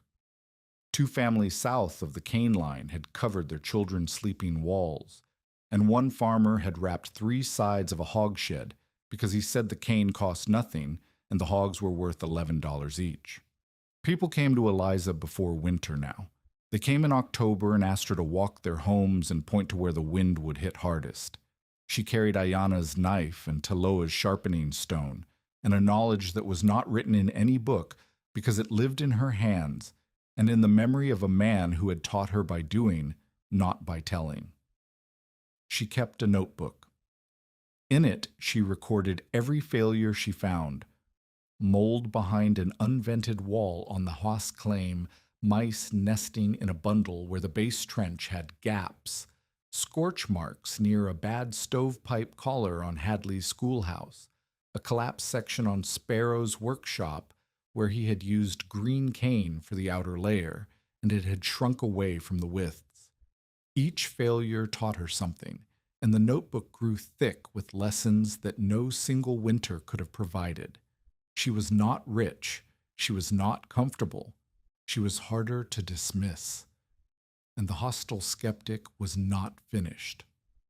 The second winter was the one that proved the method was not a single woman's desperation, but something that could be taught, repeated, and relied upon. Elisa began her inspections in early October of 1899, walking the claims south of the river road with Ayana's knife on her belt and her notebook in her coat pocket. She visited every cabin that had cane on its walls, and she checked every installation the way Taloa had checked hers, pressing her ear to the bundles, pulling at lashings, tapping stakes, running her thumb along the base trench to feel for gaps. She found problems at every stop. Letty Varn's north wall had settled over the summer, and the bottom bundles had pulled away from the trench by a finger's width. Eliza repacked the clay while Letty held the bundles in place, and she showed Letty how to check the trench herself by pouring a cup of water along the base and watching where it ran. If the water disappeared under the cane, the seal was broken. At Sparrow's workshop, the outer bundles on the west face had dried unevenly. The green cane had shrunk tight, as planned, but the dry cane beside it had not moved, and the gap between green and dry bundles was wide enough for wind to enter sideways. Eliza cut the dry bundles free, sorted the cane, and rebuilt the section with uniform stalks. Sparrow watched her work and asked questions that showed he was thinking about the method, not just copying it. He wanted to know whether the shell would perform differently on a log wall than on a board wall. Eliza said she did not know, but she suspected the benefit would be smaller because log walls already had mass and chinking. The cane helped most where the wall was weakest. At Poteet's lean-to, she found mice. A family of field mice had chewed through the base of a corner bundle and nested in the warm gap between the cane and the boards. The cane around the nest was fouled with droppings and shredded leaves, and the lashing had been weakened where the mice had gnawed the withe. Eliza pulled the bundle, cleaned the boards with lye water Poteet's mother boiled on the stove, and repacked the base trench with clay mixed with ash, which Taloa had told her the mice disliked. She added it to the notebook. Ash in the base clay, every installation, no exceptions. Each inspection took half a day. Each one taught her something she had not known the year before. The notebook grew. The failures were not evidence that the method was flawed. They were evidence that the method required attention. The cane on a wall was not a permanent solution, but a living system that needed seasonal care, the way a chimney needed sweeping and chinking needed repointing, and a roof needed patching after storms. By December, Eliza had inspected every cane wall in the bottoms and repaired or supervised repairs on all of them. The settlement entered its second winter with 6 wrapped cabins, 1 wrapped lean-to, 1 wrapped workshop, 1 corrected schoolhouse, and 1 wrapped hog shed. Not a revolution, a beginning. Jonas Kett's reckoning came not from Eliza, but from circumstances that were indifferent to his pride. In January of 1900, an ice storm coated the bottoms in a 1/4 inch of glaze that turned every surface into glass. The river road was impassable for 3 days. Trees bent under the weight until their crowns touched the ground, and some of them snapped with sounds like gunshots that echoed off the frozen river. Kett's bunkhouse, a long, low building where his hired men slept during timber season, was a board structure not unlike Eliza's cabin. Single-ply pine nailed to a frame with a tin roof and a stove at each end. It had been adequate in ordinary cold because Kett kept both stoves running high and bought coal by the wagon load. But the ice storm knocked a tree limb onto the roof and cracked 2 rafters, and the gap let wind pour through the ceiling while sleet drove through the wall seams from the north. Kett's hired men, 3 of them, hard workers who endured bad conditions because Kett paid on time, spent the first night of the storm huddled between the 2 stoves with every blanket in the building piled on top of them. By the second morning, the man nearest the north wall, whose name was Eben Crow, could not feel his feet. By the second evening, the stoves were burning through coal faster than the room could hold the heat, and the wind through the ceiling gap was pulling warm air straight up and out. On the third morning, Eben Crow walked away from the bunkhouse and did not go to Kett's house. He walked south on the frozen road, falling twice, and came to Eliza's cabin. He stood on the step and said, "I know what Mr. Kett says about you, but my feet are white and the bunkhouse is not fit for a dog." Eliza let him in. She sat him by the stove and pulled his boots off and looked at his feet. The toes were waxy but not gray. She warmed them slowly in a basin of water that started cool and rose to warm over an hour, because she had learned from Bracken's rescue that sudden heat on frostbitten flesh did more harm than cold. The other 2 hired men came that afternoon. They did not explain. They simply appeared at the door and stood there until Eliza stepped aside. Jonas Kett came last. He arrived at dusk, walking stiffly, his coat buttoned wrong, and his hat pulled so low that his eyes were barely visible. He did not knock. He stood on the step and looked through the open door at his 3 hired men sitting around Eliza's stove in a cabin wrapped in the material he had spent a year mocking. Eliza waited. She did not speak. She had learned from Taloa that silence was sometimes the sharpest tool in the room. Ket opened his mouth, closed it, looked at the cane wall behind Eliza's head, looked at the thermometer, looked at his men. "My bunkhouse needs repair," he said. It was not a request. It was not an apology. It was a statement of fact delivered by a man whose pride was cracking the way chinking cracked in deep cold, slowly, at the weakest points, with a sound that only the person cracking could hear. "It needs cane," Eliza said. Ket's jaw tightened. "It needs repair. Boards and nails will not stop the wind through those walls any more than they stopped it through mine. You know that. Your men know that. The only question is whether you will let me show you how to do it right, or whether you will tie grass to your walls the way Doss Hadley did and burn the building down." The room was silent.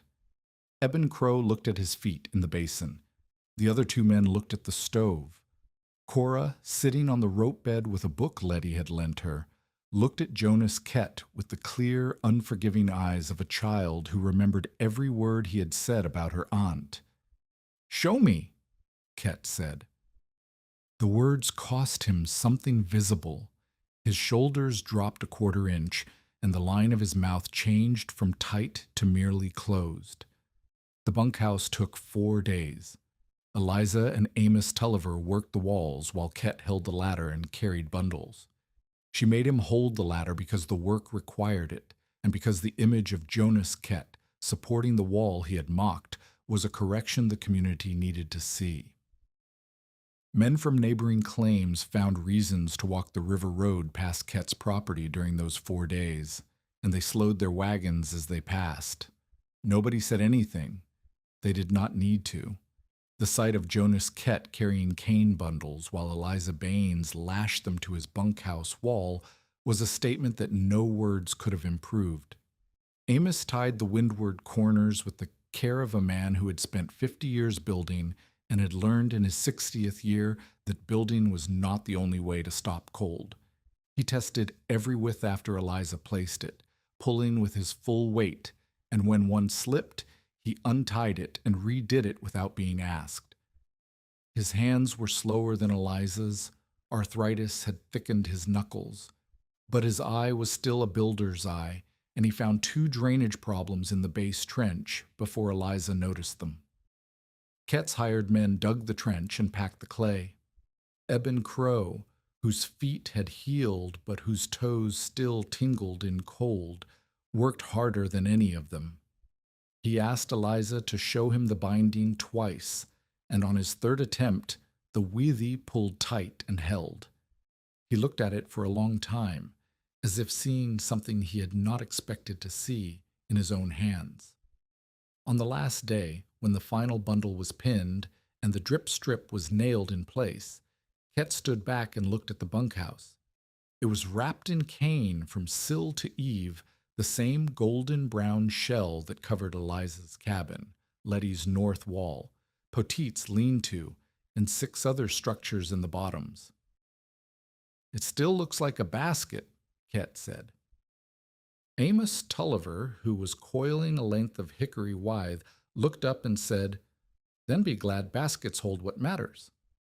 Ket did not reply. He paid Eliza in firewood, 2 cords of dry oak, split and stacked, delivered to her cabin by his hired men. He did not call it payment. He called it settling a balance. Eliza did not argue with the language. The wood was warm, and warm was what mattered. Jonas Ket never became kind. He never apologized for the things he had said, or for cutting the binding during the gale, or for bringing the deputy to check on Cora. He stopped trying to contest the claim. He stopped telling people the cane was a fire hazard. He stopped circling. In the absence of his opposition was, in the St. Francis Bottoms, as close to conversion as a man like Jonas Kett would ever come.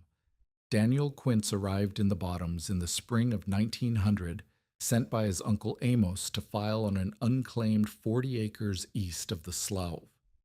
He was 36, lean and quiet, and he worked as a saw filer, a man who sharpened and set the teeth on cross-cut saws and mill blades. It was precise work that required steady hands and an ear for metal, and Daniel had both. He had been widowed 2 years earlier when his wife died in childbirth along with the baby, and he had spent those 2 years filing saws in Cape Girardeau and sleeping in a room above a hardware store and waiting for a reason to leave. Amos gave him one. "There is land near the river," Amos said, "and there is a woman near the river who knows more about stopping wind than any builder I have met. You will want to talk to her before you put up walls." Daniel came to Eliza's cabin on his second day in the Bottoms. He did not come to court her. He came because his uncle had told him to, and because the 40 acres he had filed on had no structure and he needed to build before winter. Eliza walked his land with him. She showed him where the wind would hit, the northwest corner, where the ground rose slightly and the cane thinned. She showed him where to build, 50 yards south of the rise, sheltered by a stand of sweet gum on the west and the canebrake on the north. She showed him the cane and explained what it could do and what it could not. Daniel listened the way a saw filer listens, with his whole attention, sorting the information the way he sorted the sound of a blade, hearing what was true and what was noise. When Eliza finished, he asked one question. "If you were building from the ground up, would you build the walls thick or build them thin and wrap them?" Eliza thought about it. No one had asked her that before. Every cabin she had wrapped was an existing structure, a building already failing that needed rescue. Daniel was asking about a building that did not exist yet, a structure designed from the start to work with the cane instead of despite it. "Thin," she said. "Board walls, tight as you can make them, with the cane shell planned into the frame from the first nail. Leave anchor points for the widths. Build the base trench into the foundation. Frame the stovepipe gap before you raise the pipe. If the shell is part of the design, it works better than if it is a fix applied after the damage is done." Daniel nodded. "That is what I thought, but I wanted to hear someone say it who had done it."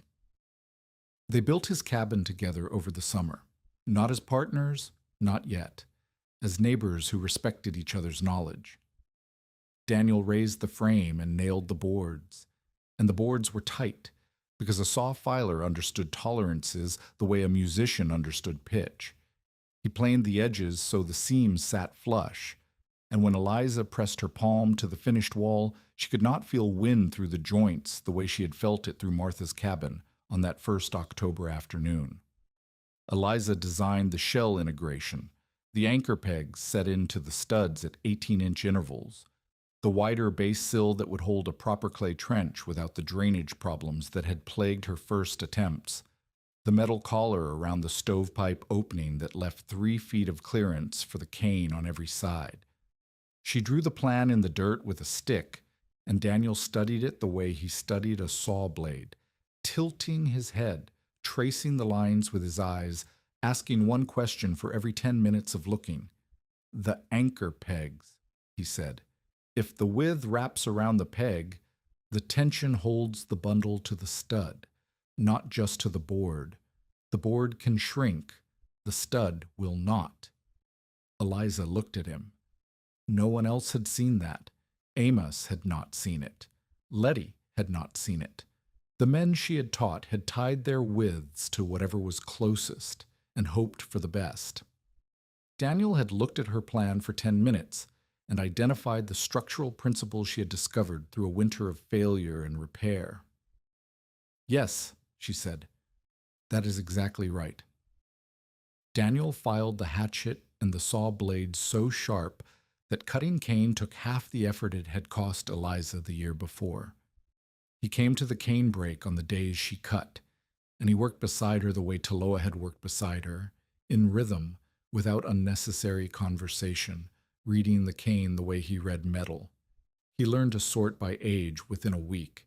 He learned to cut above the note on his first lesson. The things that had taken Eliza days to master, Daniel absorbed in hours, not because he was faster, but because he had spent his life paying attention to the properties of materials, how they bent, how they broke, where they were strong, where they would fail. The cabin they built was the first in the bottoms designed for cane from the foundation up.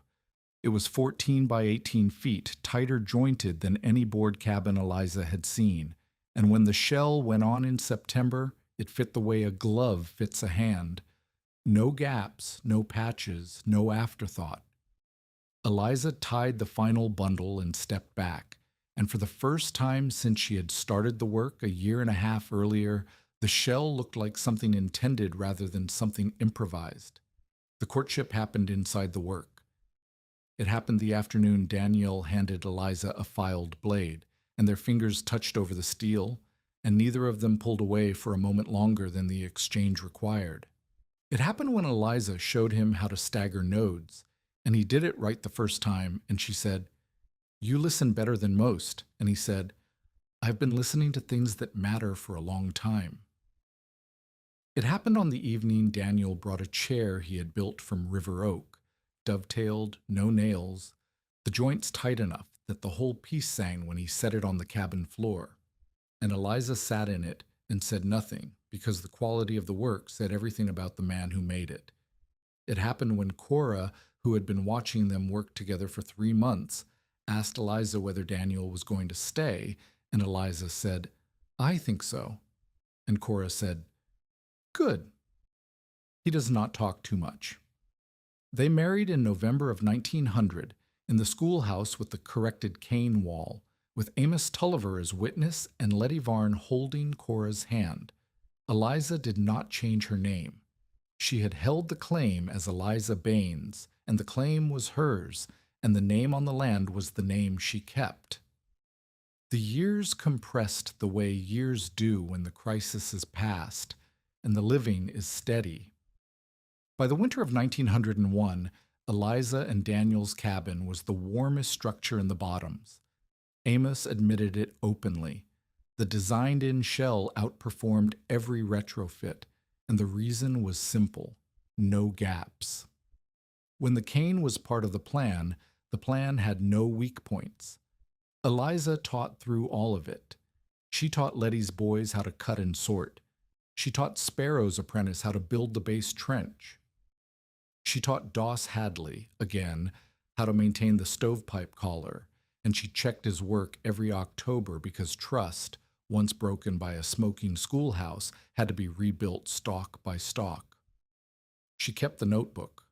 By 1902, it held 4 winters of observations: which walls failed and why, which clay mixtures held, and which cracked, which withes lasted 2 seasons, and which needed replacing after 1, how the cane behaved in drought versus flood years when the mice came, and how to stop them, what happened when a wall was left wrapped through summer without ventilation. The notebook was not a manual. It was a record of every way the method could go wrong, and it was more valuable than any set of instructions because it taught the thing Taloa had said mattered most: understanding, not rules. A second child came in 1902, a boy named Embrit, after Daniel's father. The boy was born in the cabin Eliza and Daniel had built together, and the first thing he saw when his eyes could focus was the cane wall 3 feet from his mother's bed, the stalks golden in the lamplight, the nodes visible like knuckles on a closed hand. A third child, a girl named Ragna, arrived in 1904. By then the cabin had been extended. A room added on the south side for the children, framed by Daniel, wrapped by Eliza. The shell integrated from the first post the way they had learned to do it. The new room stayed warmer than the original because Eliza used the tighter binding method she had developed over 3 winters. and because Daniel's joinery left fewer gaps for the cane to compensate for. The cabin that had sheltered Eliza and Cora through the worst cold in memory now held 5, and it held them because the walls were wrapped in cane, and the cane was maintained, and the stove burned less wood than any stove in the bottoms for a room its size. Daniel calculated it one January evening, counting the sticks they burned against the sticks Amos burned in a room of similar volume.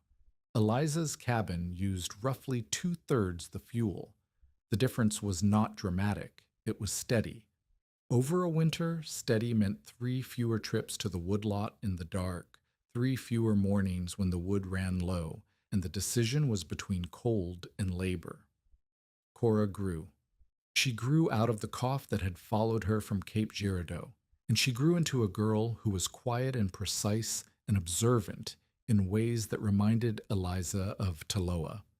She learned to cut cane at 10. She learned to bind at 11.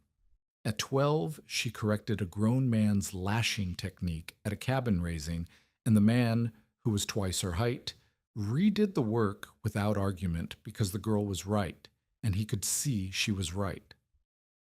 Cora kept a piece of river cane on the schoolhouse shelf. It was cut lengthwise so the chambers were visible.